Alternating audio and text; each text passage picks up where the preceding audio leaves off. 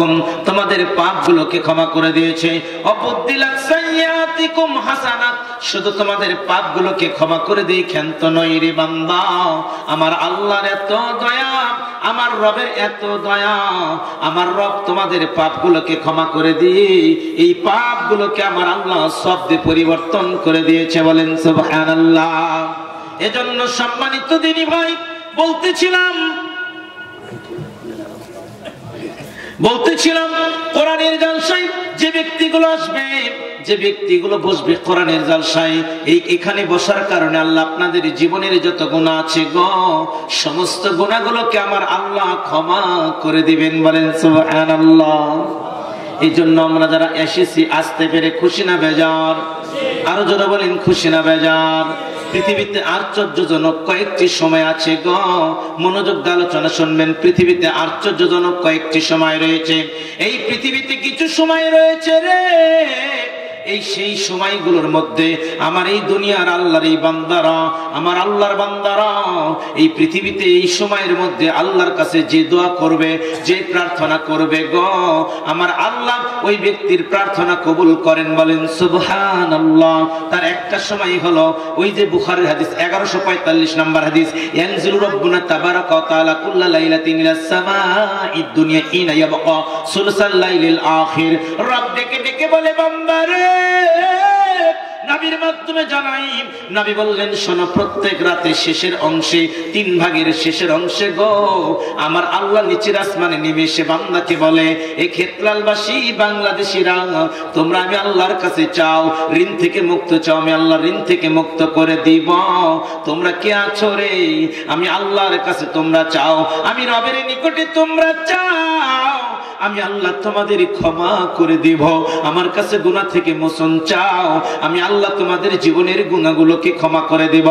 এই পৃথিবীর মানুষেরা রে, আরো জেনে রেখো, আমার রব পৃথিবীর এই মানুষের এই দোয়াগুলো ওই যে তাহাজ্জুদের সময় আমার আল্লাহ কবুল করে। পৃথিবীর একটা আশ্চর্যজনক সময় হলো তাহাজ্জুদের সময়। 2 নম্বর আশ্চর্যজনক সময় হলো গো, এটা হলো আপনার জুমার দিনে ইমাম সাহেব খুতবায়, যখন খুতবার মেম্বারে দাঁড়িয়ে যায়, তখন থেকে শুরু করে ইমাম সাহেব খুতবার মেম্বারে দাঁড়িয়ে যায়, ইমাম সাহেব খুতবার মেম্বারে দাঁড়িয়ে যায়, খুতবার মেম্বারে দাঁড়িয়ে যাওয়ার পর থেকে গো, সূর্য ডোবা পর্যন্ত, মাগরিবের আজানের আগ পর্যন্ত আদম সন্তান আল্লাহর কাছে যে দোয়াই করবে, আমার আল্লাহ বান্দার সে দোয়াটাই কবুল করবেন। বলেন সুবহানাল্লাহ। তবে এখানে 2টা মতামত রয়েছে। একদল মুহাদ্দিসিন কিরামগণ বলেছেন আসর থেকে মাগরিবের টাইম, আরেক দল বলেছে খুতবা চলাকালীন অবস্থায়। এজন্য সামগ্রিক সময় হলো জুমার দিনে খুতবার মেম্বারে ইমাম সাহেব দাঁড়িয়ে যাওয়ার পর থেকে বেলা ডোবা পর্যন্ত বান্দা আল্লাহর কাছে যা চাবে, ওই ব্যক্তি জিন জাতি এবং মানুষ জাতি আমার রবের নিকটে যা চায়, আমার আল্লাহ সেটাই বান্দাকে দেয়, তার দোয়াটা আল্লাহ কবুল করেন। বলেন সুবহানাল্লাহ।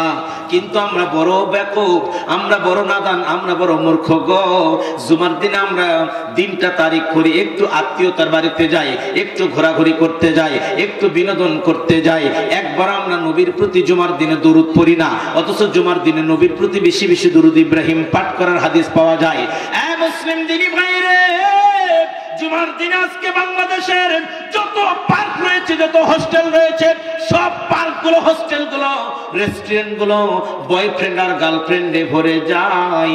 এদের ভিতরে ইসলাম নাই, এদের ভিতরে ইসলাম নাই। কারণ এই একটাই কারণ হলো, আপনার ছোট্ট বাচ্চাটা যেদিন পৃথিবীতে ভূমিষ্ঠ হয় গো, আপনার বাচ্চাটি যখন বাচ্চার মায়ের পেটে থাকে, তখন আপনার টার্গেট হলো আপনি বাচ্চাকে দিয়ে ইঞ্জিনিয়ার বানাবেন, বাচ্চাকে দিয়ে ডাক্তার বানাবেন। বাচ্চাকে 7 বছর বয়সে বাচ্চাকে বলো আব্বু, বলো আমি ডাক্তার হব, আব্বু বলো আমি ইঞ্জিনিয়ার হব গো। ওকে টার্গেট দেওয়া যদি হতো বাই হুক অর ক্রুক, যেভাবেই হোক, I want to go to জান্নাত, আমি জান্নাতে যেতে চাই, এই টার্গেট নিয়ে যে ছোট বাচ্চাটা বড় হবে, যে ছাত্রটা লেখাপড়া করবে গো, ওই ছাত্র জীবনে কোনোদিন গার্লফ্রেন্ডকে নিয়ে ঘুরবে না। ও জুমার দিনের ফজিলত বুঝবে। এজন্য জুমার দিন একটা ফজিলতপূর্ণ সময়। আরেকটা সময় হলো আরাফার ময়দানে হাজিরা যেদিন আরাফার মাঠে অবস্থান করে গো, পৃথিবীর এই মানুষগুলো, জিনজাতি মানুষ জাতি আমার রবের নিকট যে দোয়াই করবে, আমার আল্লাহ সে দোয়াটাই কবুল করেন। বলেন সুবহানাল্লাহ। আরেকটা সময় হলো এই যে জিকিরের মাজলিসে কোরআনের জালসায় বান্দা যখন বসে, এই বসে যদি আপনারা মনে মনে আল্লাহকে স্মরণ করেন, আপনি যদি বলেন আল্লাহুম্মা আজিনি মিনান নার, বলেন আল্লাহুম্মা আজিনি মিনান নার, আল্লাহুম্মা আজিনি মিনান নার। তুমি আমার জিন্দেগীর গুনাহগুলোকে ক্ষমা করে আল্লাহ গো, আমাকে জাহান্নামের আগুন থেকে তুমি আমাকে বাঁচাও। আল্লাহ, জাহান্নামের আগুন আমি সহ্য করতে পারবো না, মাবুদ জাহান্নামের আগুন থেকে বাঁচাও। মাঝে মধ্যে এরকম দোয়া করবেন, এই মাজলিসে বসে কোনো গল্প করবেন না, কাউকে ডিস্টার্ব করবেন না গো। যতক্ষণ এখানে অবস্থান করবেন, যতক্ষণ দোয়া করবেন, এই দোয়া আমার রবের নিকটে কবুল হয়ে যাবে। তাহলে আমরা গুরুত্বপূর্ণ একটা সময়ের মধ্যে আছি না এখন, যে আল্লাহ আপনাকে আমাকে এই সময়ের মধ্যে কবুল করলেন, এটা আল্লাহ পাকের অনেক দয়া। কথা বলেন ঠিক কিনা? অনেক মানুষ এখন মোবাইলে ফেসবুকিং চালাচ্ছে, কেউ মেলার মধ্যে আছে, কেউ টেলিভিশনের সামনে আছে, কথা বলেন নাই? কিন্তু আল্লাহ পাক আপনাকে আমাকে এই কনকনে শীতের মধ্যে এখানে কবুল করেছেন, এটা অনেক বড় একটা ঈমানের পাওয়া। সেই রবের প্রশংসা করি, অন্তর থেকে বলি আলহামদুলিল্লাহ। দরুদ ও সালাম বর্ষিত হোক পৃথিবীর শ্রেষ্ঠ ব্যক্তিগণ, পৃথিবীর সবচেয়ে উত্তম মানুষ, যেই মানুষকে মানলে, যাকে মানতে আমার আল্লাহ পাক বলেছেন, আল্লাহ কোরআনে জানিয়ে দিয়েছেন, ওয়ামা আতাকুমুর রাসূল ফাখুযুহু ওয়ামা নাহাকুম আনহু ফান্তাহু। এ পৃথিবীর মানুষ, জেনে রেখো, জেনে রেখো গো, আমার আল্লাহ বলছেন আমার নবী যা আদেশ করে তা তোমরা মানো। নবীকে মানতে বললেন কে? আল্লাহ। কথা বলেন, কে মানতে বললেন? নবীকে মানতে বললেন আমার আল্লাহ। আমার আল্লাহ নবীকে মানতে বললেন। কেন বললেন জানেন কি? সূরা নাজমের ভিতর আল্লাহ কয়, ওয়ামা ইয়ানতিকু আনিল হাওয়া ইন হুয়া ইল্লা ওয়াহয়ুহা। নবী নিজের মতামতে, নিজের নফসকে অনুসরণ করে গো, শরীয়তে একটা কথাও বলে নাই। নবী যা বলেছে আল্লাহর পক্ষ থেকে ওহী। একটা জিনিস মনে রাখবেন, দুনিয়া একটা জিনিস, শরীয়ত হলো একটা জিনিস। দুনিয়ার শরীয়ত দুইটা আলাদা জিনিস। দুনিয়া একটা, শরীয়ত একটা রে। এই যে শীতের মধ্যে আমরা জুতা ব্যবহার করি, করি কি করি না? কথা বলেন, করি কি করি না? কারো জুতাটা 3000 টাকা দামের জুতা, কেউ কোন কোন ব্যক্তি জুতা ব্যবহার করে ভাইজান রে 40,000 টাকা 50,000 টাকা দামের জুতা আছে, জুতা ব্যবহার করে। পায়ের নিচে যে চামড়া থাকে জুতা, 50,000 টাকা দামের জুতা ওই ব্যক্তি কিনতে পারে রে। যেই ব্যক্তি দামি, যে ব্যক্তির টাকা আছে, কিন্তু রাস্তার গরিব মানুষ যে কামলা দিয়ে খায়, ও 50,000 টাকা দামের জুতা কিনে না। ওই শীতকে প্রোটেক্ট করার জন্য 200, 150, 300 টাকা দিয়ে প্লাস্টিকের একটা জুতা কিনে তার উপর মোজা পরে পরিধান করে। মনে রাখবেন, 50,000 টাকা দামের জুতা আর 300 টাকা দামের জুতা হলো দুনিয়া। যার যেমন সামর্থ্য সে তেমন জুতা কিনে ব্যবহার করছে।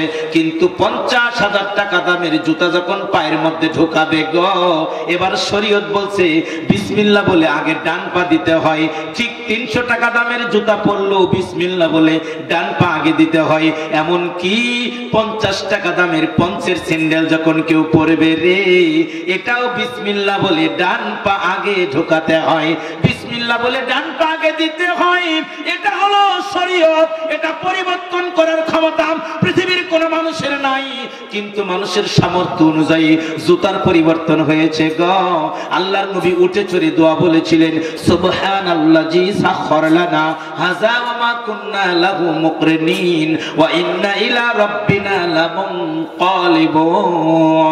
রব ডেকে ডেকে বলে, বান্দারে, পৃথিবীর মানুষ শোনো, আল্লাহর নবী দোয়া শিক্ষা দিতে গেলে বলছেন, আমার উম্মত রে, যখন উঠে চড়বা, যখন আল্লাহর নবী উঠে চড়ে দোয়া বলেছিলেন, এইটা, এই উটটা পরিবর্তন হয়ে এখন হেলিকপ্টার হয়েছে, উটটা পরিবর্তন হয়ে এখন আপনার উড়োজাহাজ হয়েছে, এই উটটা পরিবর্তন হয়ে রেলগাড়ি হয়েছে, বিমান হয়েছে, মোটরসাইকেল হয়েছে।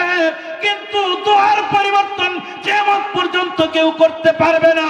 আপনি যখন ওই রিকশাতে চড়বেন, যখন আপনি সাইকেলে চড়বেন, যখন অটোতে চড়বেন, যখন সিএনজিতে চড়বেন, এই দোয়াটাই আপনাকে পড়তে হবে। বাহনটা হলো দুনিয়া, কিন্তু দোয়াটা হলো শরীয়ত। আমার কথা কি বুঝতে পারছেন? এই জন্য শরীয়তের ব্যাপারে আমার নবী যা বলেছে আল্লাহর পক্ষ থেকে অনুমতি নিয়ে বলেছে, নবী যা বলেছে আল্লাহ তাআলার পক্ষ থেকে ওহী। এই জন্য আল্লাহ বলে, বান্দারে আমার নবীর ক্ষমতা ছিল না শরীয়তের মধ্যে নিজের মন গড়া রায় কিছু ঢোকাবে। যদি ঢোকাতো রে, তাহলে আমি নবীর প্রাণ সেরাকে জবে করে ফেলতাম, নবীকে হত্যা করে ফেলতাম। আজকে বাংলার মাটিতে কত আলেম নামে জালেম, যারা এখনো শরীয়তের মধ্যে নতুন নতুন কিছু আমল তৈরি করেছে রে। এখনো মানুষ মারা গেলে সেই মৃত্যুর বাড়িতে মানুষ দাওয়াত খাইতে যায়, মৃত্যুর বাড়িতে কোরআন খতম হয়। কথা বলেন, হয় কি হয় না? কথা কন্যা হয় কি হয় না? এখন ঈদে মিলাদুন নবী মানুষ পালন করে রে। এখনো শবে বরাতের রাতে মানুষ রুটি আর হালুয়া খায়। কই কেন খাস? কই তোরা তো ইতিহাস জানিস না, নবীর দাঁত শহীদ হয়ে গিয়েছিল। আমি বললাম, গাধারে, লঙ্গি খুলে পাকড়ি বাঁধলে যেমন পাগল, তোরাও ঠিক তেমনই পাগল। আল্লাহ নবীর দাঁত ভেঙে গিয়েছিল শাওয়াল মাসে, রমজানের পরের মাস। আর তোরা রমজানের 1 মাস আগে শাবানের মধ্যে হালুয়া খেয়ে নবীর সুন্নাত পালন করিস। তোরা তো ইতিহাস জানিস না। ইতিহাসের নামে ভণ্ডামি আমাদের দেশে চলে। চলে কি চলে না? কথা বলতে হবে, চলে কি চলে না? এই মুসলিম ভাই, বলতেছিলাম সেই নবী, যেই নবীর উপর দরুদ পাঠ করব গো, যেই নবীকে মানলে জান্নাত পাওয়া যায়, যেই নবীকে মানলে আল্লাহকে মানা হয়। আল্লাহ বলেছেন, মাইয়ুতি রাসূল ফাকাদ আতা আল্লাহ, সূরা নিসা 80 নম্বর আয়াত। যারা আমার নবীকে মানলো তারা যেন আমি আল্লাহকে মানলো। আল্লাহ বলে, বান্দারে জেনে রেখো, নবীকে যারা মানবে তারা ঈমানদার। এই পৃথিবীর মধ্যে শরীয়তের ব্যাপারে অনেক ইখতিলাফ আছে, অনেক মতানৈক্য আছে গো। এখন আমাদের সমাজে 2 ভাগে বিভক্ত, 3 ভাগে বিভক্ত। আমাদের সমাজে একদল আছে টাকা দিয়ে ফিতরা আদায় করে, আরেক দল আছে চাল দিয়ে ফিতরা আদায় করে। কথা বলেন ঠিক কিনা? কথা বলতে হবে, কথা বল না। এখন একদল লোক রয়েছে চাল দিয়ে ফিতরা আদায় করে, এখন একদল লোক রয়েছে টাকা দিয়ে ফিতরা আদায় করে, এখন একদল লোক রয়েছে 1 সা ফিতরা আদায় করে, এখনো লোক রয়েছে অর্ধ সা ফিতরা আদায় করে গো। এখন আমাদের সমাজে মিনহা খালাকনাকুম ওয়া ফিহা নুঈদুকুম, এই দোয়া বলে মানুষ কবরে মাটি দেয়। এরকম লোক আছে কি নাই? কথা বলতে হবে, আছে কি নাই? একদল বলে বিসমিল্লাহ বলে মাটি দাও। ইখতিলাফ আছে, গন্ডগোল আছে। এখনো আমাদের সমাজে ফরজ নামাজের পরে, বিবাহ মজলিসের পরে গো, মানুষ দাফন করার পরে, ওয়াজ মাহফিলের পরে সম্মিলিত আখিরি মোনাজাত হয়। হয় কি হয় না? কথা বলতে হবে, হয় কি হয় না? কিছু কিছু জায়গায় হয় না, কেউ কেউ বলে এটা বিদআত। এরকম ইখতিলাফ আছে। রব ডেকে ডেকে বলে, শুনুন সূরা নিসা 65 নম্বর আয়াত, সূরা নিসা 65 নম্বর আয়াত, সূরা নিসা 65 নম্বর আয়াত। আল্লাহ ডেকে ডেকে বলে, বান্দা ফালা ওয়া রাব্বিক লা ইউমিনুনা হাত্তা ইউহাক্কিমুকা ফীমা শাজারা বাইনাহুম সুম্মা লা ইয়াজিদু ফী আনফুসিহিম হারাজাম মিম্মা কাদাইত ওয়া ইউসাল্লিমু তাসলিমা। এ পৃথিবীর মানুষ শোনো গো, এই পৃথিবীর মানুষ জেনে রেখো, এই নবী তুমি বলে দাও, আমি আল্লাহ, আমি নিজেই আমার ইজ্জতের কসম খেয়ে বলছি, আমি আল্লাহ আমার ইজ্জতের কসম খেয়ে বলছি, আমি আল্লাহ আমার সম্মানের কসম খেয়ে আমি আল্লাহ বলছি, আমি আল্লাহ আমার ইজ্জতের কসম খেয়ে আমি আল্লাহ বলছি রে। এই পৃথিবীর মানুষ জেনে রেখো, এই পৃথিবীর মানুষ তোমরা শুনে নাও, তোমাদের মধ্যে যখন ইখতিলাফ দেখা দিবে রে, একদল বলে মরার বাড়িতে খাওয়া যায়, আরেক দল বলে খাওয়া যায় না। কিছু হুজুর আছে মরার বাড়িতে কোরআন খতম দিয়ে টাকা ইনকাম করে, কিছু হুজুর আছে মৃত্যুর বাড়িতে মিলাদ কিয়াম পড়ে। এইরকম লোক আমাদের সমাজে আছে। একদল যায় না, এরকম মানে ডিভাইডেড রয়েছে। আল্লাহ ডেকে ডেকে বলে, বান্দারে যখন ইখতিলাফ দেখা দিবে, আমার নবী যে রায় দেয়, আমার নবী যে ফতোয়া দেয়, আমার নবী যে ফায়সালা দেয় গো, নবীর রায়টাকে মেনে নিবে যারা ঈমানদার তারা। কিন্তু যারা বলবে বাপ দাদা কি কম বুঝছে, এরা ঈমানদার না, এরা বেঈমান, কোরআন খোলেন পেয়ে যাবেন। আমার উপর আপনি রাগ করবেন না, খবরদার। আমি শুধু আয়াতের অনুবাদটা করছি। আল্লাহ বলেছেন, যখন তোমাদের মধ্যে কোনো ইখতিলাফ দেখা দেয়, তখন যারা আল্লাহ নবীর দেওয়ার রায়কে দ্বিধা সংকোচহীন ভাবে মেনে নিতে পারবে না, ওরা ঈমানদার না, ওরা হলো বেঈমান। নবীকে মানলে ইমানদার হওয়া যায়, নবীকে মানলে জান্নাত পাওয়া যায়। যেই নবী only one person is the prophet হযরত মুহাম্মদ বলেন সাল্লাল্লাহু আলাইহি সাল্লাম, can speak for us in the field of the qiyamah for going to jannah। কিয়ামতের কঠিন দিনে রে একমাত্র ব্যক্তি, একমাত্র মানুষ, একমাত্র নবী আমাদের জন্য আল্লাহর সামনে দাঁড়িয়ে কথা বলার অনুমতি পাবে গো।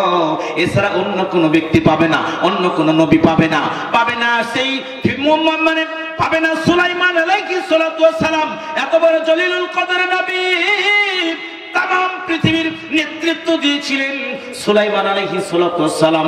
100 জন তার বিবি ছিল গো, 100 জন বিবিকে নিয়ন্ত্রণ করতেন, তাম পৃথিবীর নেতৃত্ব দিয়েছিলেন সুলাইমান। এরপরও কিয়ামতের ময়দানে আল্লাহর সামনে দাঁড়িয়ে কথা বলার অনুমতি পাবে না, পাবে না মুসা কালিমাল্লাহ, মুসা কালিমুল্লাহ। পৃথিবীতে এমন একজন মানুষ ছিল গো, who speaks with Allah subhanahu wa ta'ala without help any kinds of angels, যে কোনো ফেরেশতার সাহায্য ছাড়া আল্লাহর সঙ্গে ডাইরেক্ট কথা বলেছিলেন মুসা কালিমুল্লাহ। বলেন সুবহানাল্লাহ। এত বড় জলিলুল কদর নবী যখন মন চেয়েছে আল্লাহকে ডেকেছে, আল্লাহ জবাব দিয়েছে লাব্বাইক মুসা, আমি হাজির। কি বলো? ইস, কি পাওয়ার আল্লাহ মুসাকে দিয়েছিলেন, চিন্তা করেছেন? পৃথিবীর অন্য কোন নবীকে আল্লাহ পাওয়ার দেয়নি। বলে সুবহানাল্লাহ। সেই মুসা আল্লাহর সামনে দাঁড়িয়ে কিয়ামতের দিন কথা বলার অনুমতি পাবেন না। ইস, একমাত্র ব্যক্তি পারবে, তিনি হলেন আমাদের নবী হযরত মুহাম্মদ সাল্লাল্লাহু আলাইহি সাল্লাম। নবীরা পারবে না, আর আমাদের দেশে কিছু ভণ্ড পীর আছে, আমাদের পীর সাহেবরা পারবে। এরকম অনেক ভণ্ড আছে না, কথা বল না কে? এই বাজানেরা, আমার বাবাজান মুরিদ পীর সাহেবের মুরিদ হইলে আমার বাজান তোমাদেরকে দিয়ে জাহাজ দিয়ে জান্নাতে লইয়া যাইব। বলেন নাউজুবিল্লাহ। কিয়ামতের দিন জাহাজ থাকবে? কথা কয় না কে রে? জাহাজ তো বরিশাল টু ঢাকা, কিয়ামতের দিন থাকবে কি? কিয়ামতের দিন থাকবে না। মুসলিম দিনই ভাই, সেই নবীর উপর দরুদ পড়ি গো, যে নবীর উপর একবার দরুদ পড়লে 10টা রহমত নাজিল হয়, 10টা সগীরা গুনাহ ঝরে যায়, 10 গুণ মর্যাদা বৃদ্ধি হয়, বৃদ্ধি প্রাপ্ত হয়। দিন রাত যে ব্যক্তি সব সময় নবীর উপর দরুদ ইব্রাহিম পড়বে গো, ওই ব্যক্তির জীবনের কোনো দুশ্চিন্তা থাকবে না। সকল দুশ্চিন্তার জিম্মাদারের দায়িত্ব আমার আল্লাহ গ্রহণ করবে। চিল্লায় বলেন সুবহানাল্লাহ। সেই নবীর উপর দরুদ ইব্রাহিম পড়ি, অন্তর থেকে দরুদ ইব্রাহিম পড়ব। সবাই জবান খুলে বলি আল্লাহুম্মা সাল্লি আলা মুহাম্মাদিন ওয়া আলা আলি মুহাম্মাদ কামা সাল্লাইতা আলা ইব্রাহিম ওয়া আলা আলি ইব্রাহিম ইন্নাকা হামিদুম মাজিদ।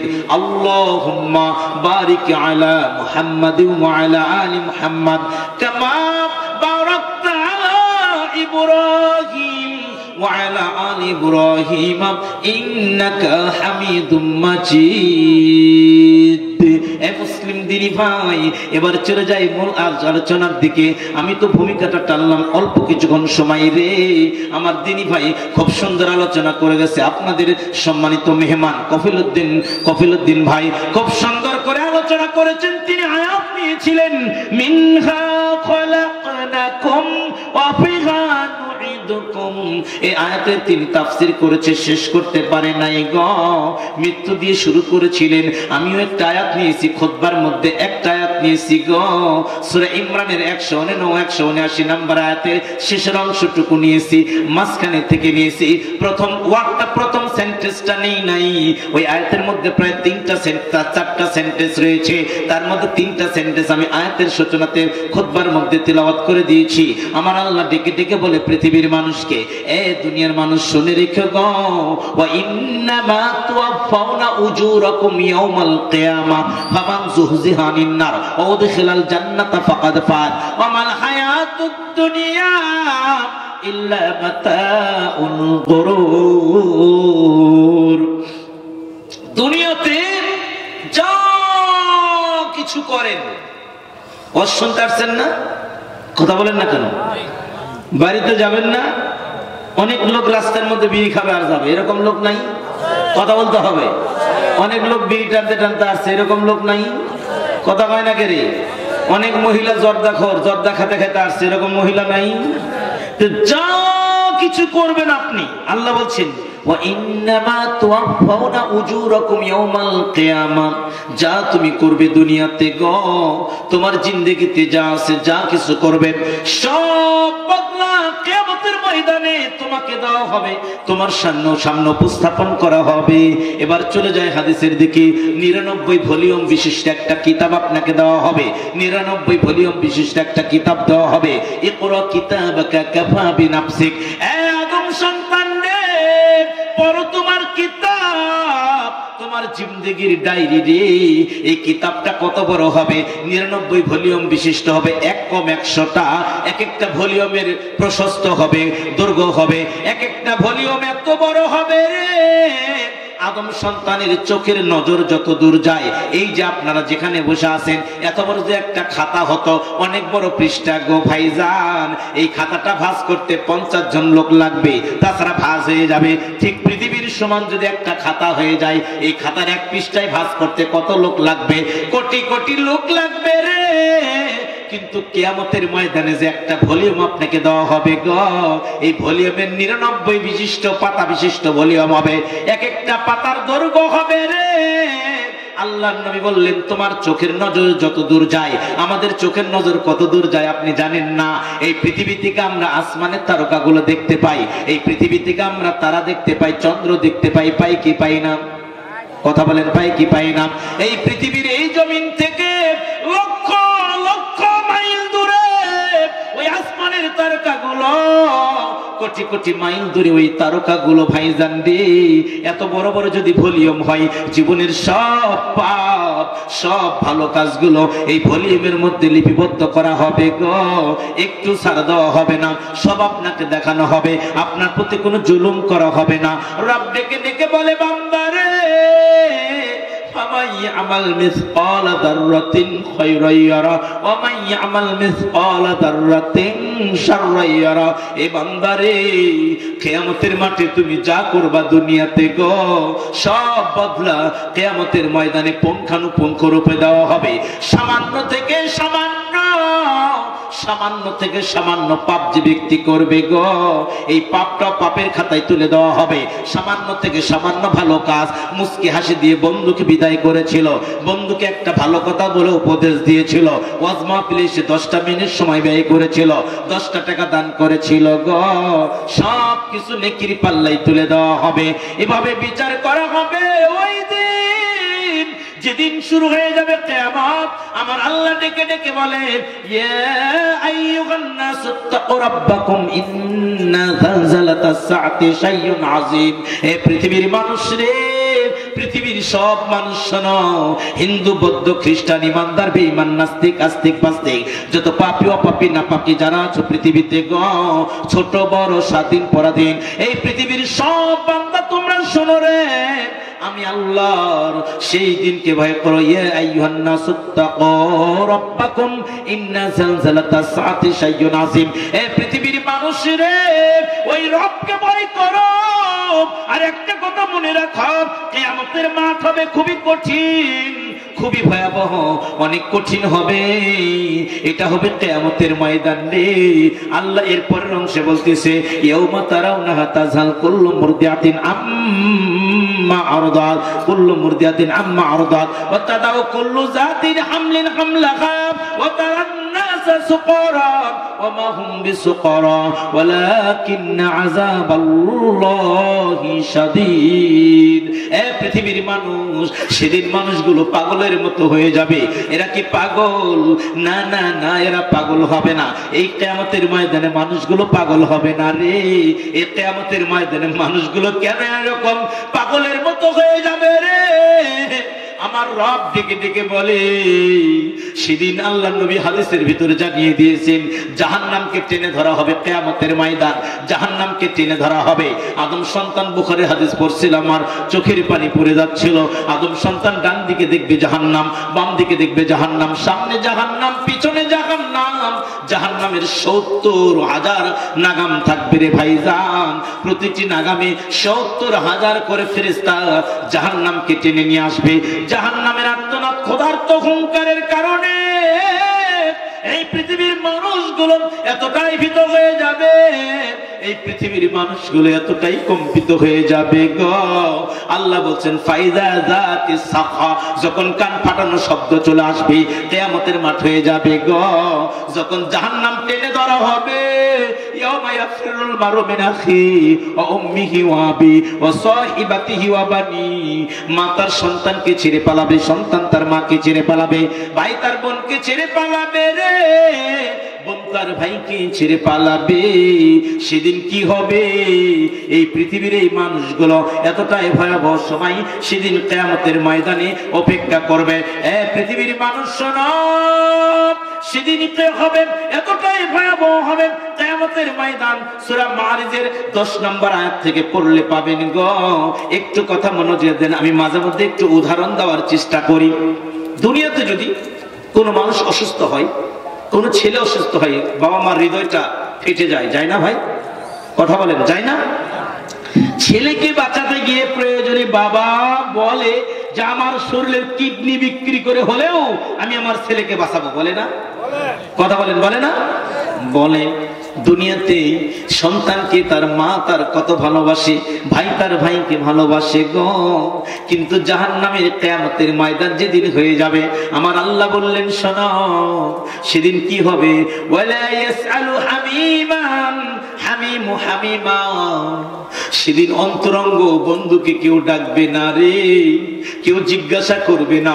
যেই বন্ধুর সঙ্গে দিন রাত থাকতো, যেই বন্ধুকে কাছে পাইতো গো, এই বন্ধুর সঙ্গে সেই কিয়ামতের ময়দানে জিজ্ঞাসা করবে না।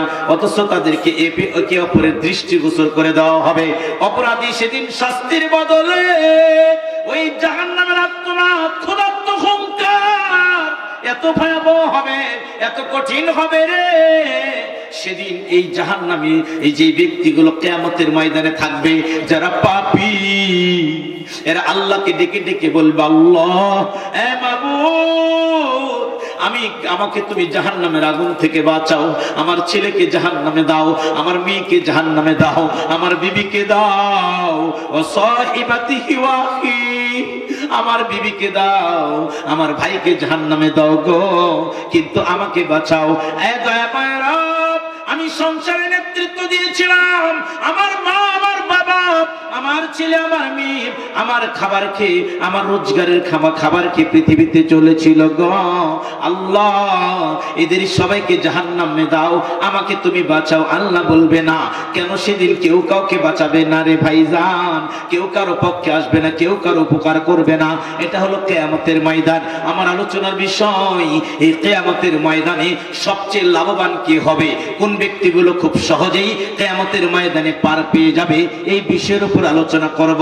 একটু যদি পরে সময় পাই গো, কোন ব্যক্তিটা সবচেয়ে কপাল পরা হবে কিয়ামতের ময়দান, এই বিষয়কে সামনে রেখে আমি আলোচনা সাজিয়ে নিয়ে যাব ইনশাআল্লাহ। কিয়ামতের মাঠ খুবই ভয়াবহ। কিয়ামতের মাঠ এত বড় হবে, 50,000 বছরের সমান হবে একদিন। পৃথিবীর 50,000 বছরের সমান হবে একদিন। এত ভয়াবহ হবে কিয়ামতের মাঠ, যে কিয়ামতের মাঠ খুবই বিভীষিকাময় দৃশ্য হবে। এই কিয়ামতের কঠিন দিনে রে বলা হচ্ছে ওই ব্যক্তিকে সবচেয়ে ওই ব্যক্তিকে কিয়ামতের দিন এই যে জাহান্নামের আর্তনাদ, ক্ষুধার্ত হুঙ্কার, ওই ব্যক্তি চোখে দেখবে না জাহান্নামের আগুন, ওই ব্যক্তি জাহান্নামের আগুন বুঝতে পারবে না। আমার আল্লাহ তাকে আগেই জান্নাত দিয়ে দিবে, বলেন সুবহানাল্লাহ। যে লা ইলাহা ইল্লাল্লাহকে ঠিক রেখেছিল, তাওহীদকে ঠিক রেখেছিল, ঈমানকে ঠিক রেখেছিল, আকীদাকে ঠিক রেখেছিল গো। যে ব্যক্তি ঈমানের সঙ্গে কোনোদিন বেঈমানি করে নাই, এজন্য বলতে হবে, জানেন কি আপনারা জান্নাতের বেহেশতের চাবি কি? সালাত। আরো জোরে বলেন, আরো জোরে। বেহেশতের চাবি কি? 100% উত্তর হলো ভুল, 0 নাম্বার পালেন। জান্নাতের চাবি হলো লা ইলাহা ইল্লাল্লাহ গো। জান্নাত জান্নাতের চাবি না। অথচ আমরা ছোটবেলা যখন মাদ্রাসায় পড়তাম এই শব্দটা মুখস্থ করতাম, আসসালাতু মিফতাহুল জান্নাহ, আসসালাতু মিফতাহুল জান্নাহ, আসসালাতু মিফতাহুল জান্নাহ, নামাজ বেহেশতের চাবি, নামাজ বেহেশতের চাবি, আমরা মুখস্থ করতাম। কিন্তু আমরা যখন হাদিস গবেষণা করে দেখলাম গো, এই অংশটুকু জাল, এই অংশটুকু জয়ীফ, এটা পড়া যাবে না। নামাজ বেহেশতের চাবি, বেহেশতের চাবি হলো ঈমান, লা ইলাহা ইল্লাল্লাহ। যে ব্যক্তি সকাল 8টায় ঈমান নিয়ে আসলে একজন কাফের যদি সকাল 8টায় ঈমান নিয়ে আসে, এবার যদি জোহরের ওয়াক্ত হওয়ার আগে ওই ব্যক্তি যদি পৃথিবী থেকে বিদায় নিয়ে যায়, ওই ব্যক্তি জান্নাতে চলে যাবে, বলেন সুবহানাল্লাহ। তালি করে নামাজ পড়া লাগলো। কথা বলেন, এরকম অনেক মুজাহিদ। ওই যে বাইহাকির হাদিস বলছিলাম, খন্দকের যুদ্ধে এক যুবক এসে বললেন, নবী গো, আমি কি কাজ করলে জান্নাত পাবো? নবী ভাই, তুমি যদি জিহাদের ময়দানে গিয়ে শহীদ হয়ে যাও, তুমি জান্নাতে চলে যাবে। আল্লাহর নবীর হাতে ইসলাম গ্রহণ করলেন, কালেমার ওই বাণী পড়ে যুবক জিহাদের ময়দানে চলে গেল। নবীকে জানিয়ে দিলাম, ইয়া রাসূলুল্লাহ, ইয়া হাবিবাল্লাহ, আপনি দোয়া করবেন আমি যেন জিহাদের ময়দানে গিয়ে কাফেরদের পক্ষ থেকে একটা তীর এসে আমার গলায় বিঁধে যায়, আমি যেন শহীদ শাহাদাতের তামান্না পান করি গো। আল্লাহ নেই বললেন, আল্লাহ, যুবকটা যদি সত্য কথা বলে তুমি তার মনের আশাকে পূর্ণ করে দিও। যুবক জিহাদের ময়দানে চলে গেল। জিহাদ করতে করতে করতে করতে কাফেরদের পক্ষ থেকে একটা তীর এসে যুবকের গলায় বিঁধলো। যুবক শাহাদাতের তামান্না পান করলো। লাশগুলো যখন শনাক্ত হচ্ছিল, নবী কয়, সাহাবীরা রে, তাকাও এই যুবকের দিকে, যে যুবকের একটা কপাল, একটা সিজদাও জমিনে দেয় নাই, কিন্তু যুবকটা হলো জান্নাতি। এই জন্য জান্নাতের চাবি হলো লা ইলাহা ইল্লাল্লাহ। হুজুর প্রমাণ দেওয়ার জন্য আমি কিন্তু আপনাদের মাঝে এসেছি। আমি কিন্তু নচিমনের কিচ্ছা কাহিনী বলবো না, যা আলোচনা করব কোরআন এবং হাদিস থেকে করব, বিশ্বের মধ্যে থাকবো ইনশাআল্লাহ। এবার চলে যাই মুসলিমের 145 নাম্বার। আন উসমান বিন আফফান রাদিয়াল্লাহু তাআলা আনহু قال قال রাসূলুল্লাহ, জোরে বলেন, সাল্লাল্লাহু আলাইহি ওয়াসাল্লাম, মাম্মাত হুয়া ইয়ালাম লা ইলাহা ইল্লাল্লাহ দাখালাল জান্নাহ। নবী কই, বান্দারে, যে ব্যক্তি লা ইলাহা ইল্লাল্লাহ অন্তর থেকে মেনে নেওয়ার পরে এই পৃথিবী থেকে বিদায় নিয়ে চলে যাবে, ওই ব্যক্তি জান্নাতে চলে যাবে। এরপরে মুসনাদ আহমদ 22034 নাম্বার এবং 22127 নাম্বার, আবু দাউদের 3118 নাম্বার, হাকিমের 1299 নাম্বার। আন মুআজ বিন জাবাল রাদিয়াল্লাহু তাআলা আনহু قال قال رسول الله সাল্লাল্লাহু আলাইহি ওয়াসাল্লাম, মান কানা আখিরু কালামা ইনদাল মাউতি লা ইলাহা ইল্লাল্লাহ দাখালাল জান্নাহ। নবী কয়, বান্দারে, যে ব্যক্তির জীবনের শেষ বাক্য হবে লা ইলাহা ইল্লাল্লাহ, ওই ব্যক্তি জান্নাতে চলে যাবে, ওই ব্যক্তি মরবার জান্নাতে চলে যাবে রে। আবু যর গিফারি বললেন, নবী কয়, আমার উম্মত শুনে রেখো রে, এ আমার উম্মত শুনে রেখো, যে ব্যক্তি মরার সময় বলতে পারবে লা ইলাহা ইল্লাল্লাহ, ওই ব্যক্তি জান্নাতে চলে যাবে। এবার নবী বললেন, ইয়া রাসূলুল্লাহ, যদি লোকটা চোর হয়, যদি লোকটা ব্যভিচারী হয়, এরপরও জান্নাত পাবে? নাই বললেন, যে ব্যক্তি লা ইলাহা ইল্লাল্লাহ পড়ে পড়ে মারা যাবে, ওই ব্যক্তি জান্নাত পাবে। আবার নবীকে বললেন, নবী গো, যে ব্যক্তি লা ইলাহা ইল্লাল্লাহ পড়ে মারা যাবে, ও যে জান্নাত পাবে। যদি লোকটা চোর হয়, ব্যভিচারী হয়, এরপরও কি জান্নাত পাবে গো? নবী বললেন, হ্যাঁ, এরপরও সে জান্নাত পাবে। তিনবার বলার পরে নবী রেগে গেছেন। আল্লাহ নবী বললেন, এ আবু যর, তোমার নাক ধুলায় ধূসরিত হোক, আমি নবী বলছি, যে ব্যক্তির জীবনের শেষ বাক্য হবে লা ইলাহা ইল্লাল্লাহ, ওই ব্যক্তি জান্নাতে চলে যাবে। তবে সবার মুখে লা ইলাহা ইল্লাল্লাহ আসবে না। এখানে আরেকটা জিনিস শিক্ষা দেন, ইবনে মাজাহ 3004 নম্বর হাদিস। আল্লাহ নবী বলছেন, আবু হুরায়রা রাবি, লাইনু মাউতাকুম লা ইলাহা ইল্লাল্লাহ, মান কানা আখিরু কালামা ইনদাল মাউতি লা ইলাহা ইল্লাল্লাহ দাখালাল জান্নাহ। পৃথিবীর মানুষ শোনো, আমরা ছোটবেলা জানতাম, মৃত্যু ব্যক্তিকে পড়াতাম লা ইলাহা ইল্লাল্লাহু মুহাম্মাদুর রাসূলুল্লাহ, পড়াতাম না? কথা বলেন, পড়াতাম না? আমরা জানতাম না লা ইলাহা ইল্লাল্লাহু মুহাম্মাদুর রাসূলুল্লাহ, এটা মৃত্যু ব্যক্তিকে পড়ানো যাবে না। হাদিস শুধু এতটুকু, লা ইলাহা ইল্লাল্লাহ। আল্লাহ নবী বলেন, লাকিনু মাউতাকুম লা ইলাহা ইল্লাল্লাহ। এই পৃথিবীর উম্মতেরা রে, তোমরা মৃত্যু ব্যক্তিকে পড়াও শুধু লা ইলাহা ইল্লাল্লাহ, এতটুকু পড়াতে হবে। এটা হলো মৃত্যু ব্যক্তিকে পড়ানোর নিয়ম। এটা হলো কালিমা তয়্যিবা। কালিমা, এটা হলো কালিমা তয়্যিবা। কালিমা শাহাদাতের সংক্ষিপ্ত রূপ হলো লা ইলাহা ইল্লাল্লাহু মুহাম্মাদুর রাসূলুল্লাহ।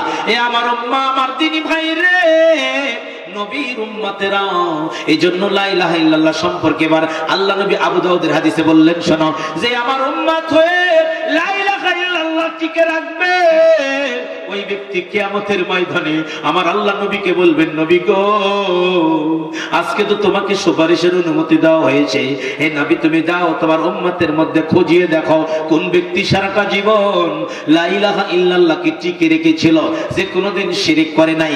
শিরিক করলে লা ইলাহা ইল্লাল্লাহ মানে কি জানেন? নেই কোন সত্য মাবুদ আল্লাহ ছাড়া নেই কোন ইলা, আল্লাহ ছাড়া বললে অনুবাদ ভুল হবে। অনেক ইলা পৃথিবীতে আছে, আছে না? অনুবাদ হবে নেই কোন সত্য মাবুদ আল্লাহ ছাড়া। কে ছাড়া বলেন তো? আল্লাহ ছাড়া। এটা হলো আয়াতের মানে ওই লা ইলাহা ইল্লাল্লাহর সঠিক অনুবাদ। এই জন্য বলছিলাম নেই কোন সত্য মাবুদ আল্লাহ ছাড়া। যে ব্যক্তি লা ইলাহা ইল্লাল্লাহ টিকে রাখবে ও কোনোদিন মাজারে যাবে না, ওই বগুড়ার মাস্তান মাজারে যাবে না, বগুড়ার ওই ফতে আলী মাজারে যাবে না, ওই মানিক বাবার মাজারে যাবে না রে। ও কোনোদিন ওই মাজারে গিয়ে সন্তান চাবে না, কোনোদিন শিরক করবে না, ও কোনোদিন এই নীতি মানবে না। সকল ক্ষমতার উৎস জনগণ, যেটা হলো ডিবেট করেছি। এজন্য সম্মান এরিস্টটল বলে গেছে, আমি আলামিন আমার মুখে কথা নয়, সমাজবিজ্ঞানী এরিস্টটল বলেছে, সমাজবিজ্ঞানী এরিস্টটল বলেছে এই পৃথিবীতে সবচেয়ে নিকৃষ্ট, সবচেয়ে নোংরা, সবচেয়ে খারাপ, সবচেয়ে বর্বর সিস্টেমের নাম হলো ডেমোক্রেসি।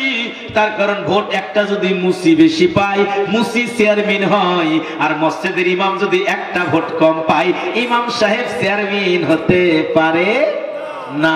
আর এই ডেমোক্রেসির নিয়ম হলো সকল ক্ষমতার উৎস জনগণ। এই নীতিতে যে ব্যক্তি সিল মারবে গো, ওই ব্যক্তির লা ইলাহা ইল্লাল্লাহ টিকবে না। যে ব্যক্তি তাবিজের ব্যবহার করবে, ওই ব্যক্তির লা ইলাহা ইল্লাল্লাহ টিকবে না। যে ব্যক্তি হিন্দুদের মেলায় যাবে, হিন্দুদের পূজার মেলায় যাবে, হিন্দুদের পূজার মেলায় শিরক মানে আপনার হলো 1 টাকা খরচ করবে, ওই ব্যক্তির লা ইলাহা ইল্লাল্লাহ টিকবে না।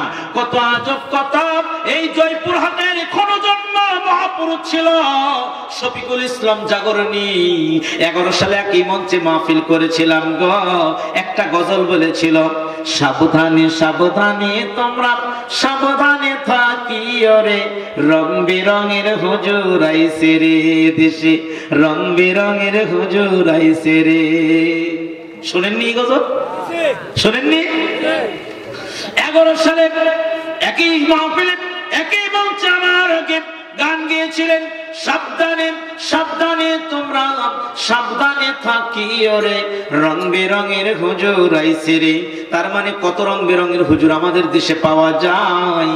আমি তখন বুঝি নাই, যদিও গানের মধ্যে বুঝিয়ে দিয়েছিল কোন হুজুরের দাড়ি ছাটা, কারো আবার অল্প কয়টা, শেষ করেছে পানের বাটা, হাকিম জর্দা খাইয়া রে, রং বেরঙের হুজুর আইছে রে। তাও আমি বুঝি নাই এই যে এরকম করে হুজুরদেরকে কেন অপমানিত করে গো। শফিকুল ভাই 13 সালে চলে গেল পৃথিবী থেকে, ঠিক 24 সালে এসে শফিকুল ভাইয়ের গজলটা আমাদের সমাজে মিল খেয়ে গেল। একদল এবার পূজার মেলা পাহারা দিল, হিন্দুদের মূর্তি পাহারা দেওয়ার জন্য একদল আলেম এবার মূর্তি পাহারা দিতে গিয়েছিল, হিন্দুদের মন্দির পাহারা দিতে গিয়েছিল। আবার একদল আলেম আবার ওই টঙ্গীর ময়দানে বাঁশ দিয়ে পিটিয়ে পিটিয়ে এক পাগড়িওয়ালা আরেক পাগড়িওয়ালাকে হত্যা করলো রে।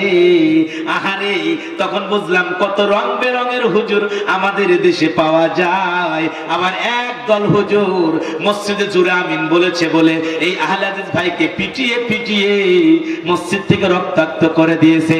আবার এক বড় আলেম আবার চট্টগ্রাম হিন্দুদের মন্দিরে গিয়ে বলে, ভাইজানেরা, হিন্দু ভাইরা, আমার মনে আল্লাহ থাকে, আমার মনে ব্রাহ্মণও থাকে। নাউজুবিল্লাহ, আস্তাগফিরুল্লাহ। ওর চাপাই জুতা মারা দরকার। কথা কোন ঠিক কিনা? একজন ইসলামী দলের লোক হয়ে যদি বলে যে আমার মনে ব্রাহ্মণও থাকে, এর চেয়ে আর কি জাহিলিয়াত আমাদের দেশে থাকতে পারে? এজন্য শফিকুল ভাই বলেছিল রং বেরঙের হুজুর আমাদের দেশে আসছে, হুজুরের দিয়ে যত ইসলামের ক্ষতি হয়েছে, সাধারণ মানুষ ইসলামের তত ক্ষতি হয় না। কথা বলেন ঠিক কিনা? এই জন্য বলতেছিলাম, এ মুসলিম দিনী ভাই একটু মনোযোগ দেন গো। একদল হুজুর এখনো যদি আমি বলি মরার সময় লা ইলাহা ইল্লাল্লাহ পড়ো, হুজুরকে দেখছো এরা কালেমা শুরু করছে, আছে কি নাই? কথা বলেন আছে কি নাই? ইসলামের সঠিক জ্ঞান দিবেন মানুষকে, মানুষ মানুক আর না মানুক। তবে আল্লাহ নবী একটা কথা বলেছে, শোনো ভাই, হামনি সব ইমানের হাদিস, সালাসাতুম মুনজিয়াতু সালাসাতুম মুহলিকা, ফাম্মাল মুনজিয়াতু ফাতাকাল্লি ফি সিররি ওয়াল আলানিয়া। নবী কই বান্দারে, নবী কই বান্দারে, 3টা জিনিস মানুষকে মুক্তি দেয়, 3টা জিনিস মানুষকে ধ্বংস করে দেয় গো। 3টা জিনিস মানুষকে মুক্তি দেয়, তার মধ্যে একটা জিনিস হলো যে মানুষ খুশি হোক আর বেজার হোক সত্য কথা বলতে হয়। কি বলতে হয়? কথা বলুন তো, কি বলতে হয়?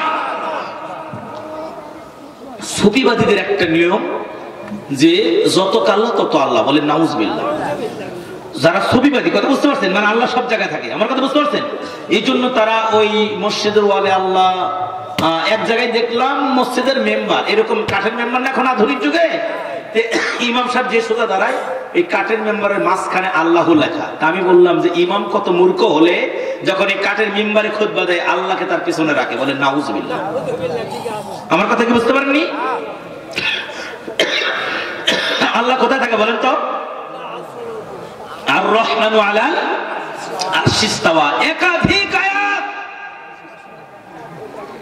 3 নম্বর সূরা 58 নম্বর আয়াত, 4 নম্বর সূরা 158 নম্বর আয়াত, 7 নম্বর সূরা 54 নম্বর আয়াত, 10 নম্বর সূরা 3 নম্বর আয়াত, 13 নম্বর সূরা 2 নম্বর আয়াত, 25 নম্বর সূরা 59 নম্বর আয়াত, 32 এবং 57 নম্বর সূরা 4 নম্বর আয়াত, এবং আপনার 20 নম্বর সূরা সূরা তাহা আয়াত নম্বর 5 আল্লাহ বলেন আর রহমানু আলাল আরশিস তাওয়া, রহমান যিনি আল্লাহ তিনি আরশে থাকেন। আল্লাহ কোথায় থাকেন? কথা বলেন তো, কোথায় থাকেন? তো এই আল্লাহকে যদি আমরা সব জায়গায় রাখি তা চলবে? কথা বলেন, চলবে? চলবে না। এই মসজিদের সভাপতি আছে কি নাই? যে মসজিদের মাহফিল, কথা বলেন ঠিক কিনা? এই মসজিদের ইমাম সাহেব আছে কি নাই? আমি দেখতে পেলাম অনেক মসজিদে দেখতে পাই লাশের খাটিয়াতে আল্লাহু লেখা, লাশের খাটিয়াতে আল্লাহু মুহাম্মদ লেখা গো। এবার বলেন তো ওই খাটিয়াতে কি আপনি আল্লাহকে নিয়ে যাচ্ছেন কবরে না মানুষকে নিয়ে যাচ্ছেন? কথা বলেন না কেন? তাহলে লাশের খাটিয়ে আল্লাহ থাকবে কেন? এটা হলো সুফিবাদীদের একটা নিয়ম। এজন্য লাশের খাটিয়া থেকে আল্লাহ মুহাম্মদকে ভেঙে দিতে হবে। লাশের খাটিয়াত কোনোদিন আল্লাহর নাম থাকবে না।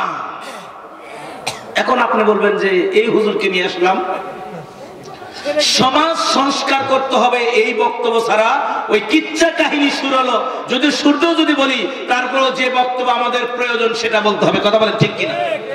আমি যদি এসে আপনাদের তালে তাল মিলিয়ে পপুলার হওয়ার চেষ্টা করি, কিয়ামতের দিন আল্লাহ আমাকে আগে ধরবেন। কথা বলেন ঠিক কিনা? মুসলিম দিনী ভাই, লা ইলাহা ইল্লাল্লাহ, নেই কোনো মাবুদ, সত্য মাবুদ কে ছাড়া? আল্লাহ ছাড়া। এজন্য বলতেছিলাম যে ব্যক্তি শিরক করবে এই ব্যক্তির লা ইলাহা ইল্লাল্লাহ টিকবে না। প্রত্যেকটি পয়েন্টের যদি ভাবে আলোচনা করি গো অনেক রাত হয়ে যাবে। আমার বেশগুলো পয়েন্ট, অনেকগুলো পয়েন্ট রয়েছে। এজন্য কিয়ামতের ময়দানে ওই ব্যক্তিকে মুক্তি দেওয়া হবে যে ব্যক্তি লা ইলাহা ইল্লাল্লাহ টিকে রেখেছিল। যে ব্যক্তি কিয়ামতের ময়দানে মুক্তি পাবে রে। নবী বলেছেন, মুসনাদ আহমদের হাদিস, আমার আল্লাহ নবীকে বলবে, নবী যাও দেখো তোমার উম্মতের মধ্যে কোন ব্যক্তিটা লা ইলাহা ইল্লাল্লাহকে টিকে রেখেছিল, ওই ব্যক্তিকে জান্নাতে নিয়ে যাও, ও যেন জাহান্নামের আগুন দেখতে না পায়। এরপরে ওই ব্যক্তি টিকবে কিয়ামতের ময়দান। যদিও আমরা বলতেছিলাম লা ইলাহা ইল্লাল্লাহর পরে এবার পরের স্থান হলো সালাত। সালাতের বিচার হবে। আল্লাহ নবী বলেছেন, আউয়ালু মা ইউহাসাবুল আবদু ইয়াউমাল কিয়ামাতিস সালাত, ফাইন সালাহাত সালাহা লাহু সাইরু আমালি ওয়া ইন ফাসাদাত ফাসাদা সাইরু আমালি। কিয়ামতের কঠিন দিনে রে বান্দার সর্বপ্রথম বিচার হবে তার আমলের, তার নাম হলো সালাত। সালাতের বিচারে যদি মাপ পায় গো, সব বিচারে সে মাপ পেয়ে যাবে। সালাতের বিচারে যদি মাপ না পায়, কোনো বিচারে সে মাপ পাবে না। কিন্তু আমরা সালাত আদায় করি, সালাত আমাদের হয় কি হয় না আমরা জানি না। আল্লাহ নেই বলছেন, শোনো এই হাদিসটা তবারানী মুআজ্জামুল আওসাতের 500 তারিখ বা তারহিবের 539 নম্বর হাদিস।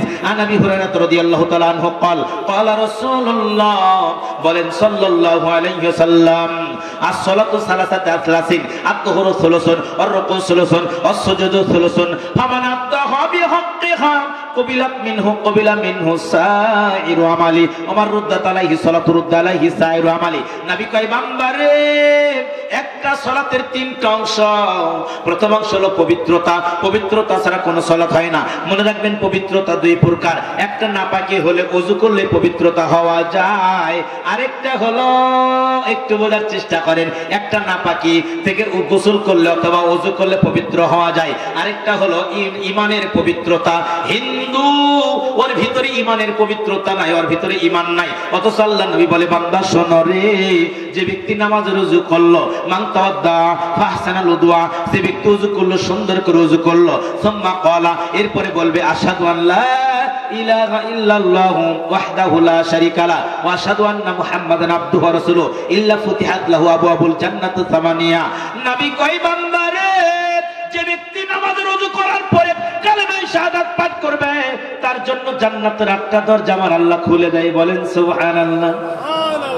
আচ্ছা, একটা হিন্দু যদি 100 বার নামাজ রুজু করে 100 বার এই কালেমা পড়ে, ওর জন্য কি জান্নাতের দরজা খোলা হবে? কেন? ওর ভিতরে পবিত্রতা নাই। কথা বলেন ঠিক কিনা? অথচ অনেক হিন্দু দেখতে মনে হয় মুসলমানের মতো, দাঁড়িয়ে আছে। অনেক হিন্দুর আছে না? কথা বলেন আছে না? অনেক মুসলমানের দাঁড়িয়ে নাই, কিন্তু হিন্দুর দাঁড়িয়ে আছে। কথা বলেন ঠিক কিনা? হিন্দু যদি ওযু করে 14 বার করে, ওযু করে 14 বার করে কালেমা শাহাদাত পড়ে, ওর ভিতরে কি ওই কি ওর জন্য জান্নাতের দরজা খোলা হবে? আর ঈমানদার ব্যক্তি একবার যদি কালেমা পড়ে, ওযু করার পরে ওর জন্য নবী বলেছেন জান্নাতের 8টা দরজা আমার আল্লাহ খুলে দিবেন। বলেন সুবহানাল্লাহ। পার্থক্য কি? ঈমান।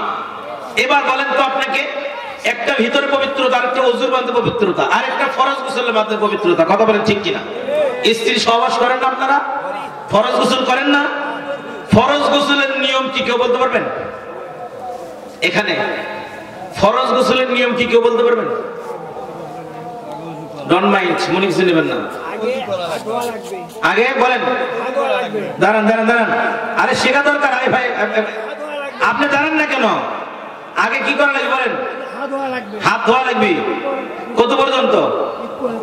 কবজি পর্যন্ত। তারপর গুপ্তঙ্গ ধোয়া লাগবে। তারপর ওযু করতে হবে। তারপর মাশাআল্লাহ, জাযাকাল্লাহ, হায়াকাল্লাহ, বারাকাল্লাহ। ভাই পরীক্ষায় পাস করছে। গতকালকের মাহফিলে বলেছিলাম, আমার আলোচনা ছিল যে আদর্শ পরিবার। গত রাতের মাহফিল, রাত প্রায় 1:30 পর্যন্ত আলোচনা করেছিলাম এই বিষয়ে। বলেছিলাম ফরজ গোসলের নিয়ম বলেন, কেউ পাইনি। আপনার এখানে তো 2 জন কথা বললো। 2 জন ছাড়া যারা এখানে আছে কেউ স্ত্রীর সাথে মেলামেশা করে না। এদের ফরজ গোসলের নিয়ম হলো সাবান, শ্যাম্পু আর লুঙ্গি আর গামছা। কথাটা ঠিক কিনা? অথচ ফরজ গোসলের নিয়মটা হলো, শুনে যান, আগে 2 হাত কবজি পর্যন্ত পরিষ্কার করতে হবে। বাম হাত দিয়ে লজ্জাস্থানের ময়লাগুলো পরিষ্কার করতে হবে। এরপরে বিসমিল্লাহ বলে নামাজ রুজু করতে হবে। কি করতে হবে? নামাজের পরিপূর্ণ ওযু করতে হবে। কথা ক্লিয়ার কি? বুঝা গেছে? ওযু করার পরে আপনি মাথাতে 3 বার পানি দিবেন। এরপর পুরো শরীর আপনি কি করবেন? ধৌত করবেন। এভাবে সারা যারা খালি পুকুরের মধ্যে ডুব মারছে আর উঠছে, আর যারা খালি বালতি দিয়ে মাথার উপর পানি ঢালছে, ট্যাপের খালি ট্যাপের পানি ঢালছে, এক ব্যক্তির গোসল ফরজ হয় নাই। ফরজ গোসল সঠিকভাবে হয় নাই। সাপ্পা তো খালি করেন মসজিদের মধ্যে দেন, তো ফরজ গোসলের নিয়ম আমরা জানি না। কথা বলেন ঠিক কিনা? যে কথা বলতেছিলাম, সালাত, নবী বললেন শোনো, পবিত্রতা ঠিক থাকলে, যার রুকু ঠিক থাকবে, যার সিজদা ঠিক থাকবে, তার সালাত কবুল হবে। ফামানাদ্দাহা বিহাক্কিহা ক্বাবিলা মিনহু সাইরু আমালি, যার সালাত কবুল হবে তার অন্যান্য আমল কবুল হবে গো। কিন্তু যার সালাত কবুল হবে না, আমার রুদ্দাত আলাইহি সালাতু রুদ্দা আলাইহি সাইরু আমালি, যার সালাত কবুল হবে না রে, ওর জিন্দেগীর কোন আমল আল্লাহর দরবারে কবুল হবে না। এজন্য বেনামাজি রোজা রাখলে রোজা কবুল হয় না, বেনামাজি দান করলে দান কবুল হয় না, বেনামাজি হজ করলে হজ কবুল হয় না, বেনামাজি মসজিদ নির্মাণ করে দিলে তার কোন সওয়াব তার আমলনামায় যুক্ত হবে না রে। এজন্য বেনামাজি ইসলাম থেকে খারেজ হয়ে যায়, বের হয়ে যায়। আল্লাহ নবী বলেন, মান তারাকা সালাতা ফালা দীন লাহু, যে ব্যক্তি সালাত পড়ে না তার কোনো দিন নাই, আর কোনো ধর্ম নাই। লা ঈমানা লিমান লা সালাতা লাহু, যে ব্যক্তির সালাত নাই ওর ঈমান নাই, বেঈমান বেঈমান। অনেক ব্যক্তি বলে নামাজ না পড়লো ঈমান আছে রে, এ হলো শয়তানের খালাতো ভাই, এ হলো শয়তানের দুলা ভাই, শয়তানের বড় আব্বা। যাই বলে নামাজ না পড়লো ঈমান ঠিক আছে, শয়তান ওকে দেখে ভয় পায় রে, ও বেঈমানের বেঈমান। আল্লাহর নবীর সাহাবী বলছেন, লা ঈমানা লিমান লা সালাতা লাহু, যার সালাত নাই তার ঈমান নাই।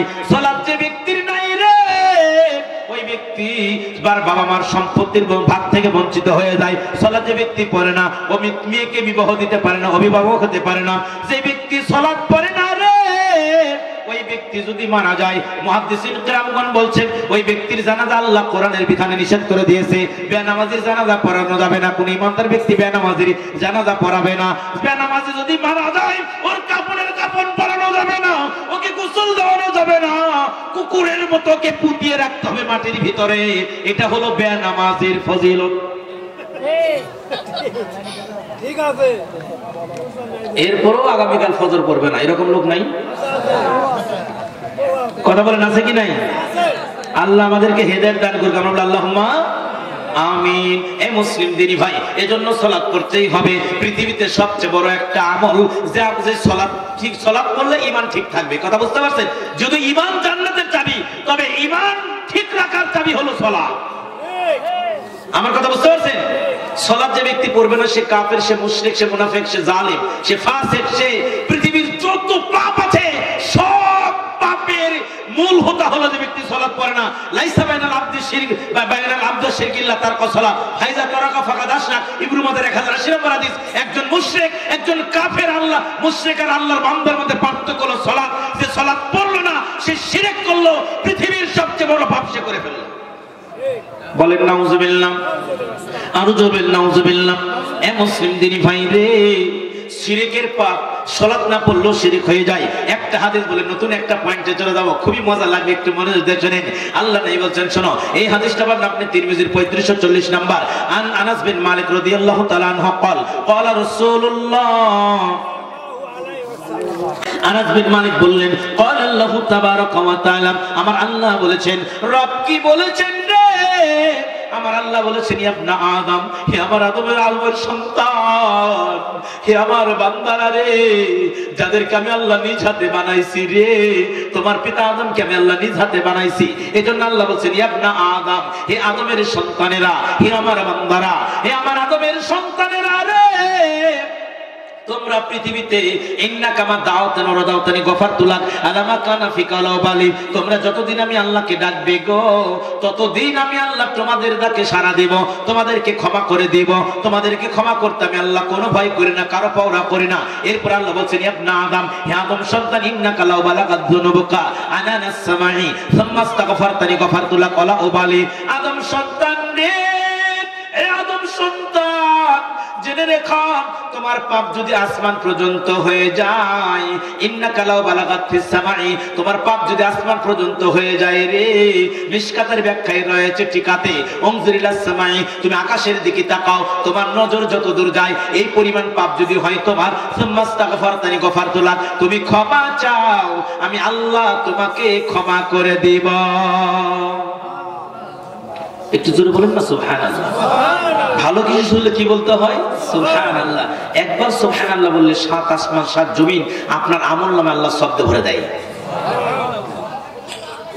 তে বলবেন, হুজুর জীবনে এত সুবহানাল্লাহ বলছি, আর তো বলার দরকার নাই। আপনার জীবনে এত সুবহানাল্লাহ বলছেন, কবুল হয়েছে কিনা আপনি জানেন না, আমিও জানি না। কথা বলেন ঠিক কিনা? আমার জীবনে সুবহানাল্লাহ কবুল হয়েছে কিনা, আপনার জীবনের একবার সুবহানাল্লাহ যদি আমার রব গ্রহণ করে, আপনার ঠিকানা জান্নাত। বলেন সুবহানাল্লাহ। এই জন্য জীবনের প্রত্যেকটা মুহূর্তে আল্লাহর জিকির গুলো করতে হবে। কথা বলেন ঠিক কিনা? তাহলে এরপরে নাই বললেন, ইন্নাকা লাউ লাকিয়াতানি বিকুরাবিল আরদি খাতায়া সুম্মা লাকিয়াতানি লা তুশরিকি শাইয়ান লা তাতুকা বিকুরাবিহা মাগফিরাতান।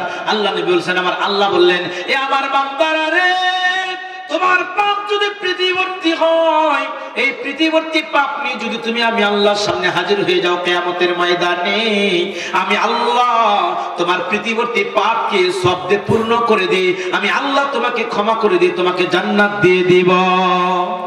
তবে এত পাপের মধ্যে যেন শিরকের কোনো পাপ না থাকে রে। বেনামাজি হলে শিরক করে। কথা বলেন ঠিক কিনা? এজন্য বেনামাজি থাকা যাবে না। 3 নম্বর ব্যক্তি, ওই ব্যক্তি কিয়ামতের দিন মুক্তি পাবে রে। খুবই গুরুত্বপূর্ণ একটা হাদিস আপনাদের সামনে নিয়ে এসেছিলাম। মুসলিম দিনী ভাই, যে ব্যক্তি কিয়ামতের মাঝে, যে ব্যক্তি দুনিয়াতে আল্লাহর জন্য কাউকে ভালোবাসে, একটু বোঝার চেষ্টা করবেন। আল্লাহর জন্য ভালোবাসাটা এই দুনিয়াতে 2 প্রকার ভালোবাসা। এক ভালোবাসা থেকে জাহান্নামে নিয়ে যায়। একজন শালী যদি দুলাভাইকে ভালোবাসে, দুলাভাই শালীকে ভালোবাসতে পারে না? পারে কি? দেবর তার ভাবিকে ভালোবাসতে পারে না, ভাবি তার দেবরকে ভালোবাসতে পারে না। এটা হলো নোংরা ভালোবাসা। বয়ফ্রেন্ড গার্লফ্রেন্ডের মধ্যে ভালোবাসা, এটা হলো নোংরা ভালোবাসা। যে ভালোবাসা জিনার কাজে নিয়ে যায়, এটা হলো নোংরা ভালোবাসা রে। একই ভালোবাসা ইমানদার ব্যক্তিদের মধ্যে হয়ে যায়। অনেক ইমানদার ব্যক্তির সঙ্গে রক্তের কোনো সম্পর্ক নাই, রক্তের কোনো সম্পর্ক নাই, কিন্তু সে ইসলামী কাজ করে, তার দাঁড়িয়ে আছে, 5 ওয়াক্ত সালাত আদায় করে গো, সত্য কথা বলে, এজন্য আমি তাকে খুব ভালোবাসি। এই ব্যক্তি যারা আল্লাহর জন্য কাউকে ভালোবাসে, কিয়ামতের ময়দানে তার জন্য সবচেয়ে বড় সারপ্রাইজ। বলেন সুবহানাল্লাহ। কেমন সারপ্রাইজ রে? মুসলিম দিনী ভাই, একটু বোঝার চেষ্টা করেন। আল্লাহ নাই বলেছেন, শোনো রে, তবরানী মুজামুল আওসাতের হাদিস নাম্বার আপনি পাবেন তবে সহিহ তারজুমা তারহিবের হাদিস নাম্বার 3019 নম্বর মুসনাদ আহমদের 22080 নম্বর হাদিস আন জাবির রাদিয়াল্লাহু তাআলা আনহু قال قال রাসূলুল্লাহ বলেন সাল্লাল্লাহু আলাইহি ওয়াসাল্লাম قال الله تبارك وتعالى وجبت محبتي للمتحبين فيا والمتجالسين فيا والمتزاورين فيا والمتبازلين فيا নবী কই পৃথিবীর মানুষ শুনে রেখো গো আমার আল্লাহ বলেছেন এই পৃথিবীর চার শ্রেণীর মানুষকে আমি আল্লাহ আসমান থেকে ভালোবাসা ওয়াজিব হয়ে যায় বলেন সুবহানাল্লাহ কয় শ্রেণীর মানুষ কথা বলেন কয় শ্রেণীর মানুষ চার শ্রেণীর মানুষকে ভালোবাসা ওয়াজিব হয়ে যায় কার ভালোবাসা ওয়াজিব হয়ে যায় আল্লাহ পৃথিবীতে চার শ্রেণীর মানুষকে আল্লাহ ভালোবাসা ওয়াজিব করে নেয় বলেন সুবহানাল্লাহ তার একটা হলো ওয়াজাবাত মাহাব্বাতি লিল মুতাহাব্বিনা ফিয়া যে ব্যক্তি আমি আল্লাহর জন্য কাউকে ভালোবাসে ওই ব্যক্তিকে আমি আল্লাহ ভালোবাসি আমার কথা কি বুঝতে পারতেছেন মন খারাপ করছেন না ইসলামের জন্য ওই ব্যক্তিকে আমি ভালোবাসলে ওর সাথে দেখা করলে দুনিয়াবি কোনো চকলেট পাবো চা পাবো তা না আমি তাকে ভালোবাসি কেন সে আমার দ্বীনি ভাই সে পাঁচ ওয়াক্ত সালাত আদায় করে সত্য কথা বলে এই জন্য আমি তাকে কি করি ভালোবাসি এই ভালোবাসা যে ব্যক্তি বাসবে নবী বলেছেন আমার আল্লাহ বলেছেন ওই ব্যক্তিকে আল্লাহ আসমান থেকে ভালোবাসা ওয়াজিব করে নেয় আর আল্লাহ যাকে আসমান থেকে ভালোবাসা ওয়াজিব করে নেয় তার ফজিলতটা দেখেন বুখারীর 3388 নম্বর হাদিস বুখারীর 3688 বুখারীর 3688 নম্বর হাদিস আনাস বিন মালিক বলেন এক ব্যক্তি নবীর নিকটে এসে বলেন মাতা সাত ইয়া রাসূলুল্লাহ হে আল্লাহর নবী কিয়ামত কখন হবে তখন আল্লাহ নবী বলেন যে তুমি যে কিয়ামত সম্পর্কে প্রশ্ন করছো কিয়ামতের জন্য তুমি কি সংগ্রহ করেছো তখন সে বলছে নবী ও নবী গো আমার কিয়ামতের দিন আমার কোনো আমল নাই কিছু নাই ইয়া রাসূলুল্লাহ ইয়া হাবিবাল্লাহ ইন্নী উহিব্বুল্লাহ ওয়া রাসূলাহু আমি শুধু আল্লাহকে ভালোবাসি আমার নবীকে ভালোবাসি এই ভালোবাসা আছে এই যে ভালোবাসার পয়েন্ট বলছি এই ভালোবাসাটুকু আছে গো আমি আল্লাহকে ভালোবাসি আমি নবীকে ভালোবাসি নবী বললেন শোনো এ সাবিরে আনতা মা'a মান আহবাবতা তুমি যাকে ভালোবাসো কিয়ামতের দিন তার সাথেই তুমি থাকবে সুবহানাল্লাহ হাদিসটা বুঝেন এক ব্যক্তি আনাস বিন মালিক বলছেন নবীর কাছে আসলে আনাস বিন মালিক দেখতেছেন ও ব্যক্তি নবীকে এসে প্রশ্ন করছেন নবী গো কিয়ামত কখন হবে তখন বলছে তুমি কিয়ামতের জন্য কি সংগ্রহ করছো তখন সে বলছে আমি আল্লাহ এবং আল্লাহর রাসূলকে ভালোবাসি এটা ছাড়া আমার কোনো সম্পদ নাই তখন আল্লাহ নবী তাকে বললেন ঠিক আছে তুমি যাও তুমি যাকে ভালোবাসো আনতা মা'a মান আহবাবতা তুমি যাকে ভালোবাসো তার সাথে তুমি কিয়ামতের দিন থাকবে আনাস বিন মালিক এই হাদিসটা শোনার পরে আনন্দে আত্মহারা হয়ে উঠে বলেছে আমি আমার জীবনে এত দামি কথা নবীর মুখ থেকে কোনোদিন শুনিনি কেন নবী বলেছে আনতা মা'a মান আহবাবতা তুমি যাকে ভালোবাসবে তার সাথে কিয়ামতের দিন থাকবে আমি আনাস বিন মালিক আমি নবীকে ভালোবাসি আমি আবু বকরকে ভালোবাসি আমি ওমর বিন খাত্তাবকে ভালোবাসি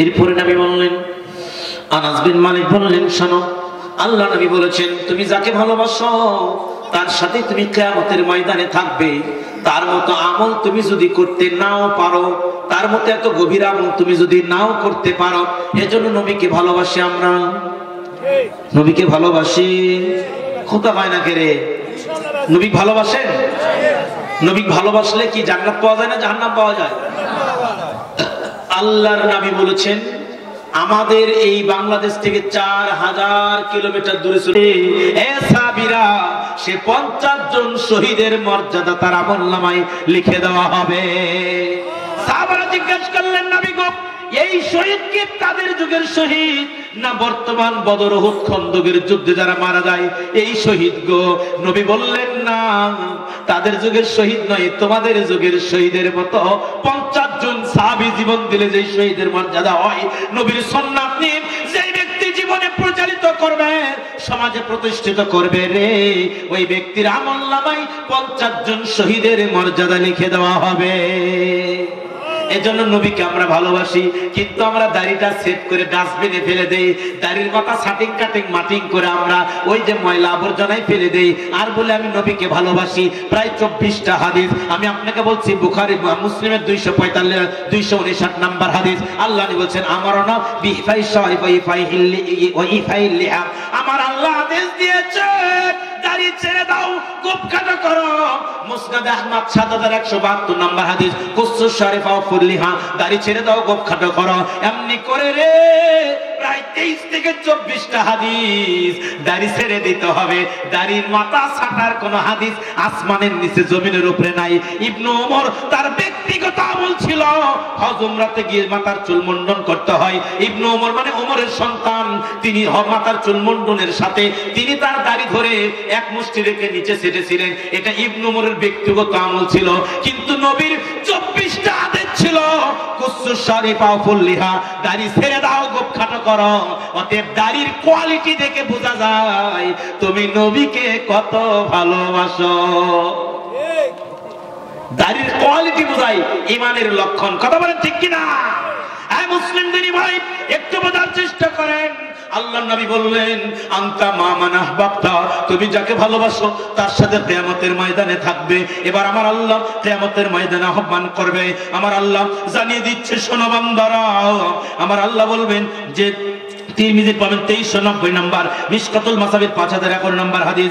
আল্লাহ কিয়ামতের দিন ডেকে ডেকে বলবেন, কোথায় আমার সেই মুতাহাব্বুনা ফি জালালি, আইনাল মুতাহাব্বুনা ফি জালালি, কোথায় আমার সেই বান্দারা যারা আমি আল্লাহর জন্য কাউকে ভালোবেসেছিলে গো। আমি আল্লাহ তাদেরকে কিয়ামতের ময়দানে নূরের চেয়ারে বসাবো। বলেন সুবহানাল্লাহ। যে ব্যক্তি দুনিয়াতে আল্লাহর জন্য কাউকে ভালোবাসে, যেমন দেখেন আপনি একজন ব্যক্তিকে ভালোবাসেন, সে সত্য কথা বলে, সে তার বাড়িতে পর্দা আছে, আপনি তাকে ভালোবাসেন গো।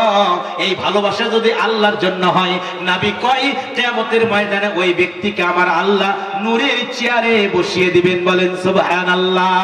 এত দামি চেয়ার হবে রে, অনেক নবীগণ এবং অনেক শহীদগণ কিয়ামতের দিন আফসোস করতে থাকবে, হাই হাই হাই, আমাদেরকে যদি নূরের চেয়ারে বসানো হতো গো। এটা হলো ওই ব্যক্তিদের মর্যাদা যারা আমি আল্লাহর জন্য কাউকে ভালোবাসতো। এরপরে ইবনে হিব্বানের একটা হাদিস, আল্লাহর নবী বলেন সাল্লাল্লাহু আলাইহি ওয়াসাল্লাম বললেন, আন আবি হুরায়রা রাদিয়াল্লাহু তাআলা আনহু قال قال রাসূলুল্লাহ, বলেন সাল্লাল্লাহু আলাইহি ওয়াসাল্লাম, ইন্না মিন ইবাদিল্লাহি ইবাদা লাইসু বি আম্বিয়া ইয়াকবিদুহুমুল আম্বিয়া ওয়াশ শুহাদা। কিলা মান হুম ইয়া রাসূলুল্লাহ সাল্লাল্লাহু আলাইহি ওয়াসাল্লাম, লাআল্লানা নুহিব্বুহুম। আল্লাহ নবী বললেন, শোনো, কিয়ামতের ময়দানে আমার একদল বান্দা আসবে, এরা নবীও না, এরা শহীদও না, কিন্তু এদের মর্যাদা এত বেশি হবে, এদেরকে আমি আল্লাহ নূরের সিংহাসনে বসিয়ে দিব। তখন সাহাবারা বললেন, নবী গো, লাআল্লানা নুহিব্বুহুম, তারা কারা? যাদেরকে আমরা তো চিনি না, আমরা তাদেরকে ভালোবাসবো। এবার নাই বলছেন, ক্বালা কওমুন তাহাব্বু বিনুরিল্লাহ মিন গায়রি আরহামিন ওয়ালা ইনতিসাব। এরা হলো ওই ব্যক্তি যারা আল্লাহর জন্য কাউকে ভালোবাসে গো, অথচ এদের মধ্যে রক্তের কোনো সম্পর্ক নাই, বংশের কোনো সম্পর্ক নাই, কিন্তু দ্বীনি ভালোবাসা আছে না? এরকম ডক্টর জাকির নায়ককে দেখছেন আপনারা? সরাসরি দেখছেন কেউ ডক্টর জাকির নায়ক? খালি টিভি দেখছি। কথা বলেন ঠিক কিনা? কিন্তু ডক্টর জাকির নায়কের ভালোবাসার হৃদয় আছে। কারণ কি জানেন? তার দ্বারা লক্ষ লক্ষ বেদিন দিন গ্রহণ করেছে। বলেন ঠিক কিনা? লক্ষ লক্ষ হিন্দু, লক্ষ লক্ষ বেদিন দিন গ্রহণ করেছে। ডক্টর জাকির নায়ককে ভালোবাসি হৃদয়ে জায়গা করে দিয়েছে। কথা বলেন ঠিক কিনা? জাকির নায়ককে দেখি নাই কোনোদিন, মতিউর রহমান মাদানিকে ভালোবাসি কেন? তার দ্বারা অনেক যুবকের আকীদার পরিবর্তন হয়েছে। কথা বলেন ঠিক কিনা? তাকে দেখি নাই, তাকে আমরা সরাসরি দেখি নাই, কিন্তু বর্তমানে টিভিতে দেখতে পারি, তার কণ্ঠ শুনতে পাই, কিন্তু হৃদয় থেকে ভালোবাসি কেন? সে একজন পরেশগার ব্যক্তি। নবী কয়, বান্দা রে, তুমি যাকে ভালোবাসবে ঈমানের ভালোবাসা রে, ওই ব্যক্তিকে ভালোবাসার কারণে ওই ব্যক্তির সাথে তুমি কিয়ামতের ময়দানে থাকবে। বলেন সুবহানাল্লাহ। আর যে ব্যক্তি নবীকে ভালোবেসে নবীর সুন্নাত তার জীবনে বাস্তবায়ন করতে পারবে রে, ওই ব্যক্তি নবীর সাথে কিয়ামতের দিন থাকবে ইনশাআল্লাহ। এজন্য নবীর ভালোবাসায় মুজ্জমান হয়ে আমাদের জীবনটা পরিচালনা করতে হবে। মুসলিম যিনি মায়ের যে কথা বলতেছিলাম, আল্লাহর জন্য ভালোবাসার পরে আরেকটা পয়েন্ট হলো, যারা আল্লাহর ভয়ে কাঁদবে দুনিয়াতে রে, যে ব্যক্তি আল্লাহর ভয়ে কাঁদে, কিয়ামতের দিন আমার আল্লাহ তাকে জাহান্নামের আগুন দেখাবে না, তাকে জাহান্নামের আগুন দেখানোর আগে আমার আল্লাহ তাকে জান্নাত দিয়ে দিবে। বলেন সুবহানাল্লাহ। চলে যায় হাদিসের দিকে রে। হাদিসটা সুনান তিরমিজির 1633 নাম্বার। আন আবি হুরায়রা রাদিয়াল্লাহু তাআলা আনহু قال قال রাসূলুল্লাহ সাল্লাল্লাহু আলাইহি, আরো জোরে বলেন সাল্লাল্লাহু আলাইহি ওয়াসাল্লাম। আল্লাহ নবী বললেন, বান্দা শোনো, লা ইয়ালিজুন নার রাজুলুম বাকা মিন খাশিয়াতিল্লাহ হাত্তা ইয়াউদাল লাবানু ফিদ দারই। নবী কয়, বান্দারে, আল্লাহর নবী বললেন, আমার উম্মতেরা শোনো গো, এ আমার উম্মতেরা তোমরা শোনো, যে ব্যক্তি আল্লাহর ভয়ে কাঁদে, জাহান্নামের ভয়ে কাঁদে, কবরের ভয়ে কাঁদে রে, ওই ব্যক্তি জাহান্নামে যাবে না, জাহান্নামে যাবে না। জাহান্নামে যাওয়া ততটাই অসম্ভব। গাভীর উলানের বুট থেকে দুধ চিতে বের করার পরে এই দুধ ভিতরে ঢুকানো যেমন অসম্ভব, যেই চোখ আল্লাহর ভয়ে কাঁদে ওই চোখালা ব্যক্তি জাহান্নামে যাওয়া তেমনই অসম্ভব। এরপরে তাবারানী মুজামুল আওসাত 1003 আন বাস বিন হাকিমানা বিহান জাদ্দিহি قال قال رسول الله, বলেন না সাল্লাল্লাহু আলাইহি ওয়াসাল্লাম, সালাসাতুল্লাহ তারা আইনুহুমুন নার ইয়াউমাল কিয়ামা আইনুন বাকাত মিন খাশিয়াতিল্লাহ। নবী কই, বান্দারে, তিন শ্রেণীর মানুষ কিয়ামতের ময়দানে জাহান্নামের আগুন দেখবে না, জাহান্নামের আগুন দেখবে না।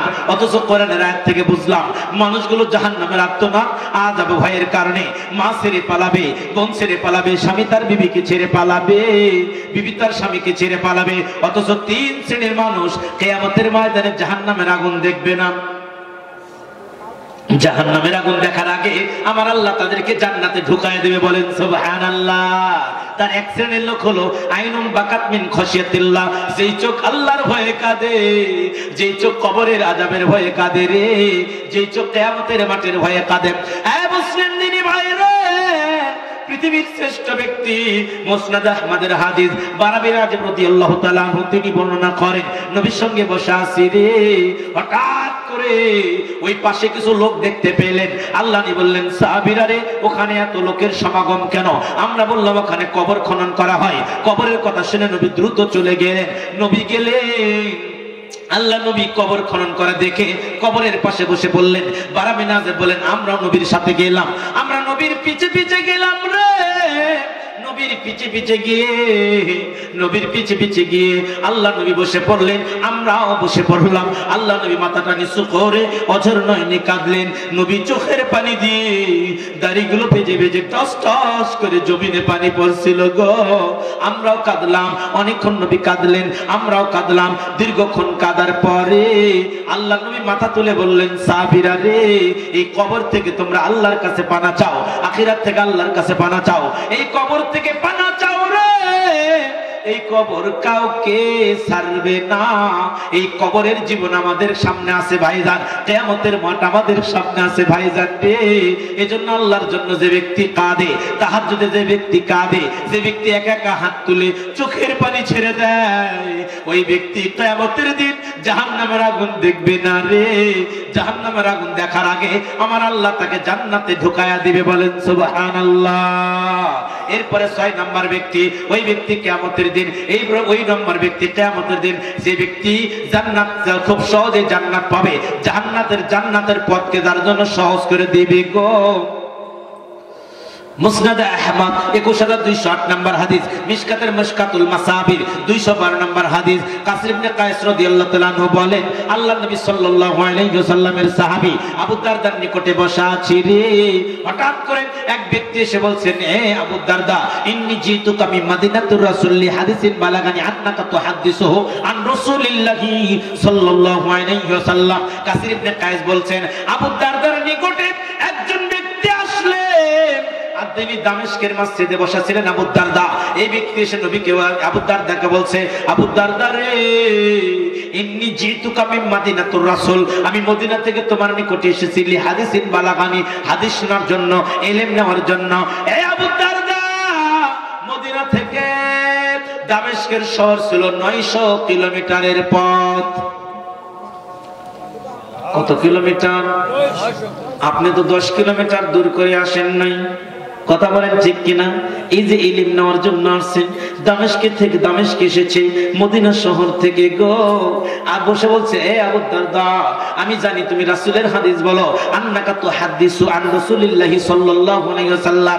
এ আবু দারদা রে, তুমি নবীর হাদিস জানো, আমাকে একটা হাদিস শোনাও। আবু দারদা তাকে এবার চেয়ে 900 মাইল পথ অতিক্রম করে একটা হাদিস শোনার জন্য এসেছে। যেমন কষ্ট করেছে তেমনই একটা বদলা, তেমনই একটা সারপ্রাইজ মূলক হাদিস আবু দারদা তাকে শুনিয়ে দিচ্ছে।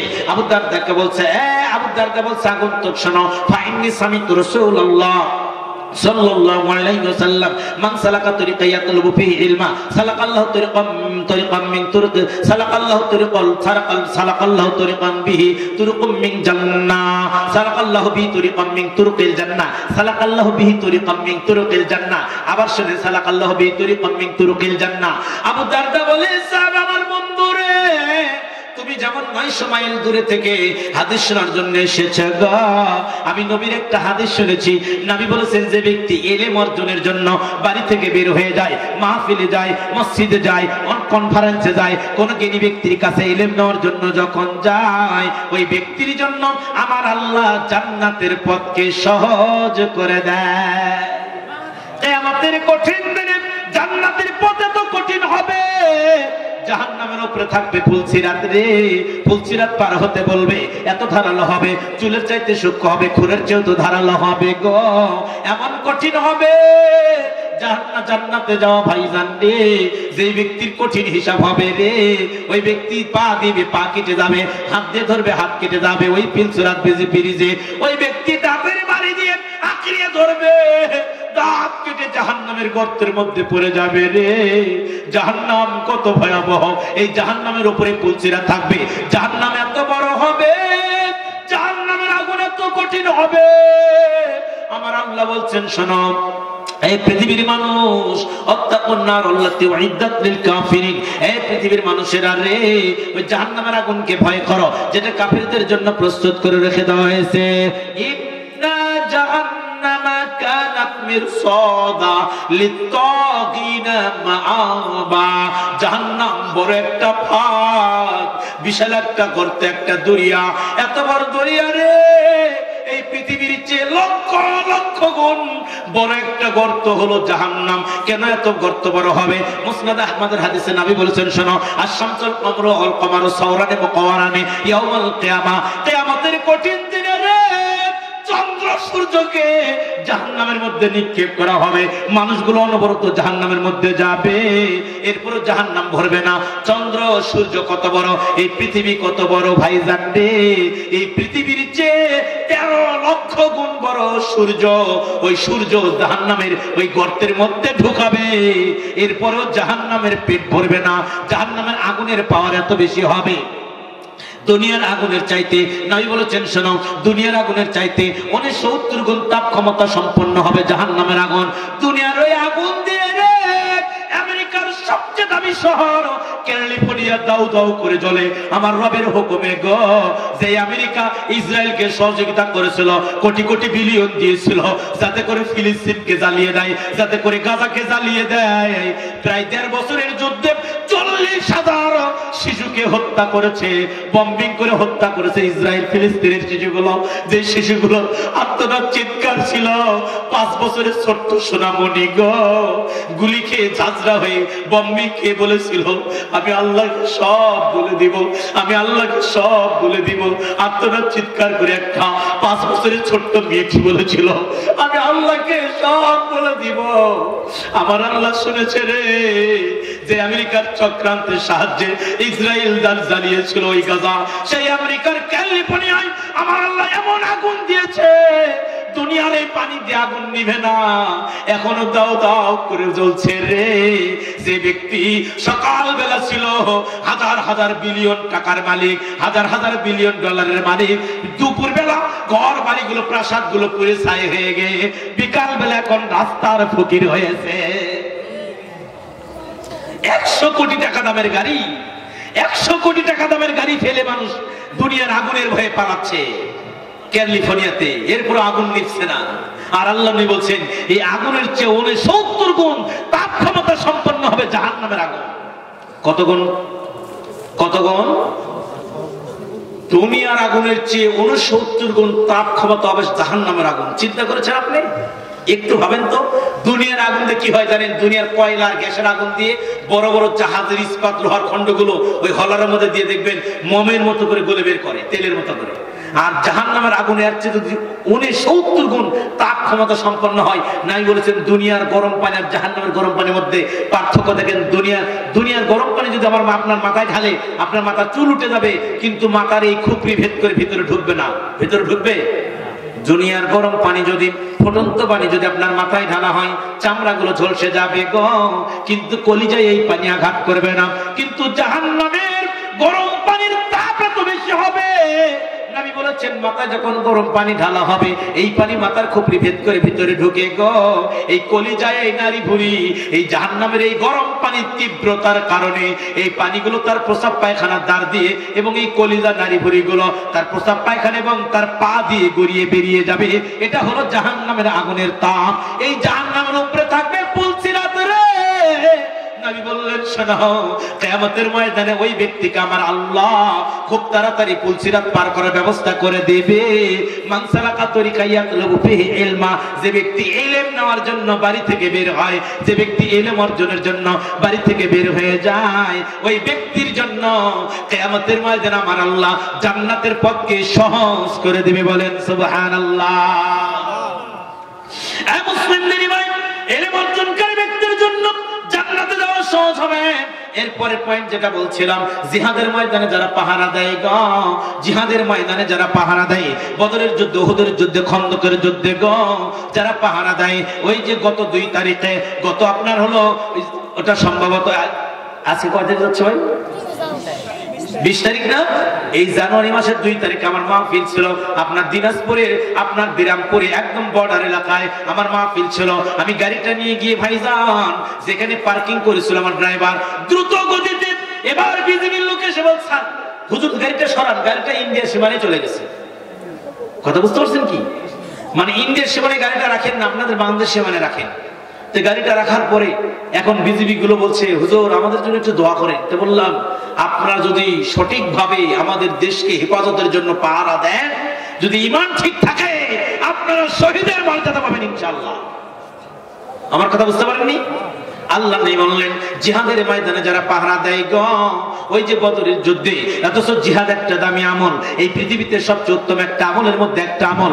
আল্লাহ নবীকে প্রশ্ন করেছিলেন, নবী গো আইয়ুল আমাল হাব্বু ইলাল্লাহ ইয়া রাসূলুল্লাহ, আল্লাহর নিকটে সবচেয়ে দামি আমল কি?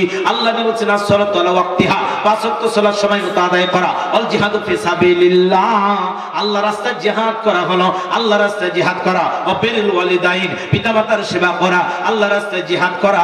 আল্লাহর নিকটে সবচেয়ে দামি একটা আমল, আল্লাহর রাস্তায় জিহাদ করতে হবে।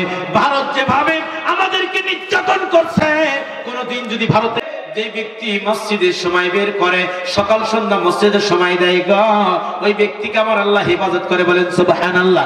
এরপর নাই বললেন বান্দা শোনো, মান্দা খালা আলা ইমামি ইউআজিজহু কানা দামিনান আল্লাহ, যে ব্যক্তি নেতার কাছে গিয়ে সত্য কথা বলে আমার আল্লাহ তাকে হেফাজত করে।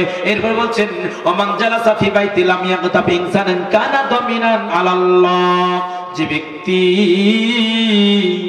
মানুষের গীবত হবে এই ভয়ে বাড়িতে বসে থাকে, বাজারে যায় না, ওই যে দোকানে বসে না, ওই ব্যক্তির হেফাজতকারী আমার আল্লাহ হয়ে যায়। বলেন সুবহানাল্লাহ। এ মুসলিম দুনি ভাই, কিয়ামতের ময়দানে সবচেয়ে সহজে জান্নাত পাবে এরা গো।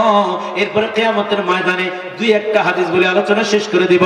কিয়ামতের ময়দানে সবচেয়ে বিভীষিকাময় সময় পার করবে ওই ব্যক্তিরে ভাইজান, যে ব্যক্তি পুরুষে টাকনুর নিচে কাপড় পরিধান করবে, যে ব্যক্তি পুরুষে টাকনুর নিচে কাপড় পরিধান করবে, যে ব্যক্তি পুরুষে টাকনুর নিচে কাপড় পরিধান করবে, যে পুরুষে টাকনুর নিচে প্যান্ট পায়জামা লুঙ্গি ঝুলে পড়ে, আল্লাহ কিয়ামতের দিন ওর দিকে তাকাবে না, ওকে পবিত্র করবে না, ওর সাথে কথা বলবে না, ও মুরগার জাহান্নামে চলে যাবে। যে ব্যক্তি মানুষকে দান করার পরে খোটা দেয়, আল্লাহ তার দিকে তাকাবে না, ওকে পবিত্র করবে না, ওর সাথে কথা বলবে না, ওকে জাহান্নামে আল্লাহ নিক্ষেপ করবে গো। এরপর আল মুনফিকু সিলাতু বিল হালিফিল কাযিব, যে ব্যক্তি মিথ্যা কসম করে জিনিস বিক্রি করে, ওই ব্যক্তির দিকে আমার আল্লাহ তাকাবে না। এই যে আলু সেজনে পাইকার যদি বলে আলু কত টাকা মন নিবে, ভাই আলু আমি 400 টাকা মন নিব, এখন পাকের বলে 200 টাকা মন দেই, এখন আপনি বলছেন কাল 300 টাকা মন করছে তাই দেয়নি, অথচ আপনি মিথ্যা করে বললেন। জিনিস বিক্রির ক্ষেত্রে আপনি একটা ঝাড়ি মারলেন যে কাল 300 টাকা মন বলছে তাই দেয়নি, এই মিথ্যা ঝাড়ি মেরে মিথ্যা শপথ করে যারা জিনিস বিক্রি করে ওই ব্যক্তির দিকে আমার আল্লাহ কিয়ামতের দিন তাকাবে না, ওকে আল্লাহ পবিত্র করবে না, ওর সঙ্গে আল্লাহ কথা বলবেন না, ওকে জাহান্নামে নিক্ষেপ করবে, বলে নাউজুবিল্লাহ।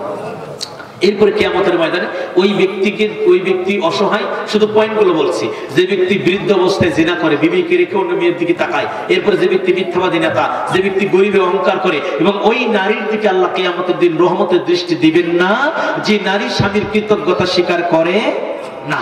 এবং আল্লাহ নবী বলেন বুখারী 1052 নম্বর, মুসলিম 907 নম্বর, ওই নারী সবচেয়ে, আল্লাহ নবী বলেন আমি জাহান্নাম আমাকে দেখানো হলো, আমি জাহান্নামের মধ্যে দেখলাম আগুন আর আগুন, এই জাহান্নামের মধ্যে নারীদেরকে বেশি দেখলাম। কেন?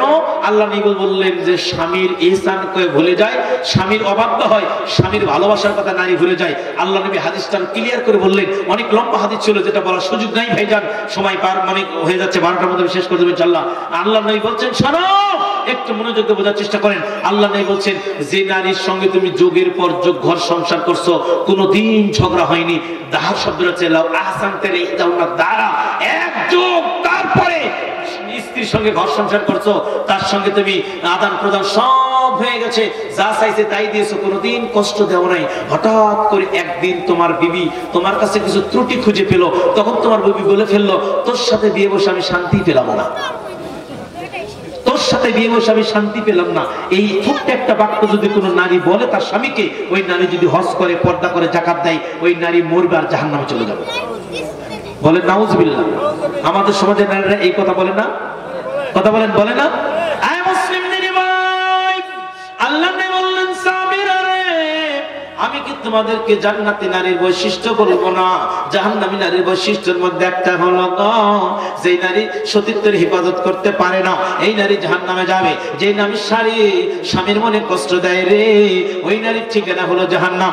যেই নারী স্বামীর কথা মতো চলে না, ওই নারীর ঠিকানা হলো জাহান্নাম। এবার জান্নাতি নারীর বৈশিষ্ট্য সম্পর্কে নবী কয়, আমার উম্মত রে, জান্নাতি নারীর বৈশিষ্ট্য হলো স্বামীর সাথে প্রেম বিনিময় করে, প্রেমময়ী হয় যেই নারীগুলো, সেই নারী হলো জান্নাতি রে।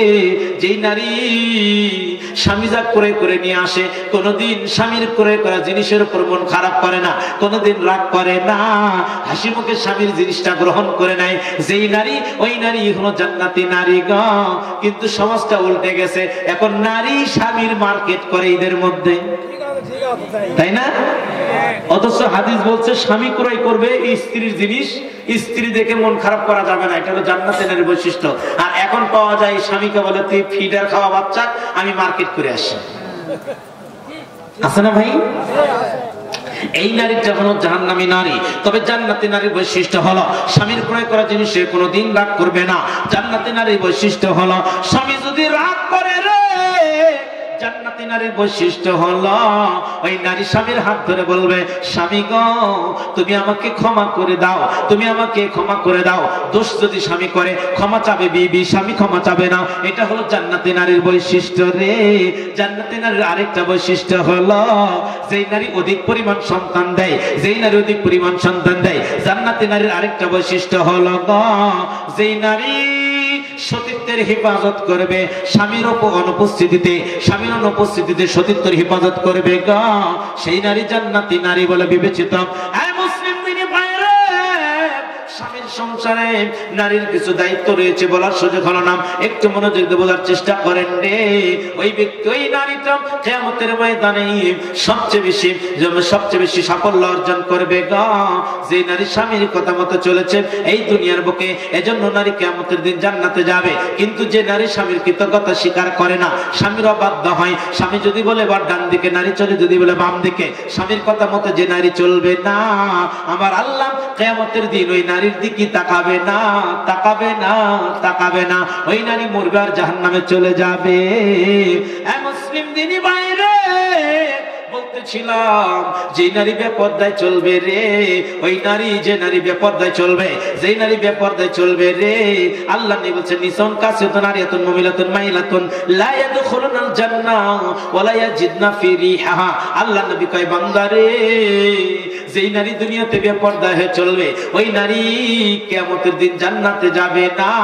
ওয়া লা ইয়াজিদনা ফি রিহাহা, জান্নাতের গন্ধ ওই নারী পাবে না, জান্নাতের গন্ধ ওই নারী পাবে না।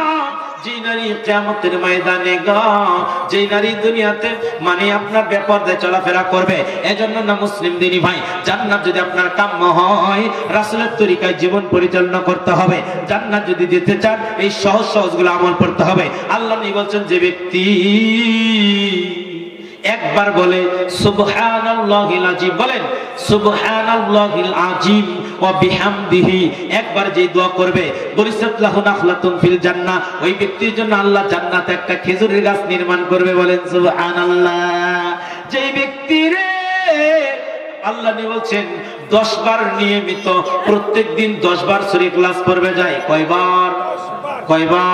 10 বার সূরা ইখলাস যে ব্যক্তি পড়বে রে প্রত্যেকদিন ফজর, জোহর, আসর, মাগরিব যে কোনো টাইমে 10 বার সূরা ইখলাস যে ব্যক্তি নিয়মিত পড়বে আমার আল্লাহ তার জন্য জান্নাতে একটা বালাখানা নির্মাণ করবে। বলেন সুবহানাল্লাহ।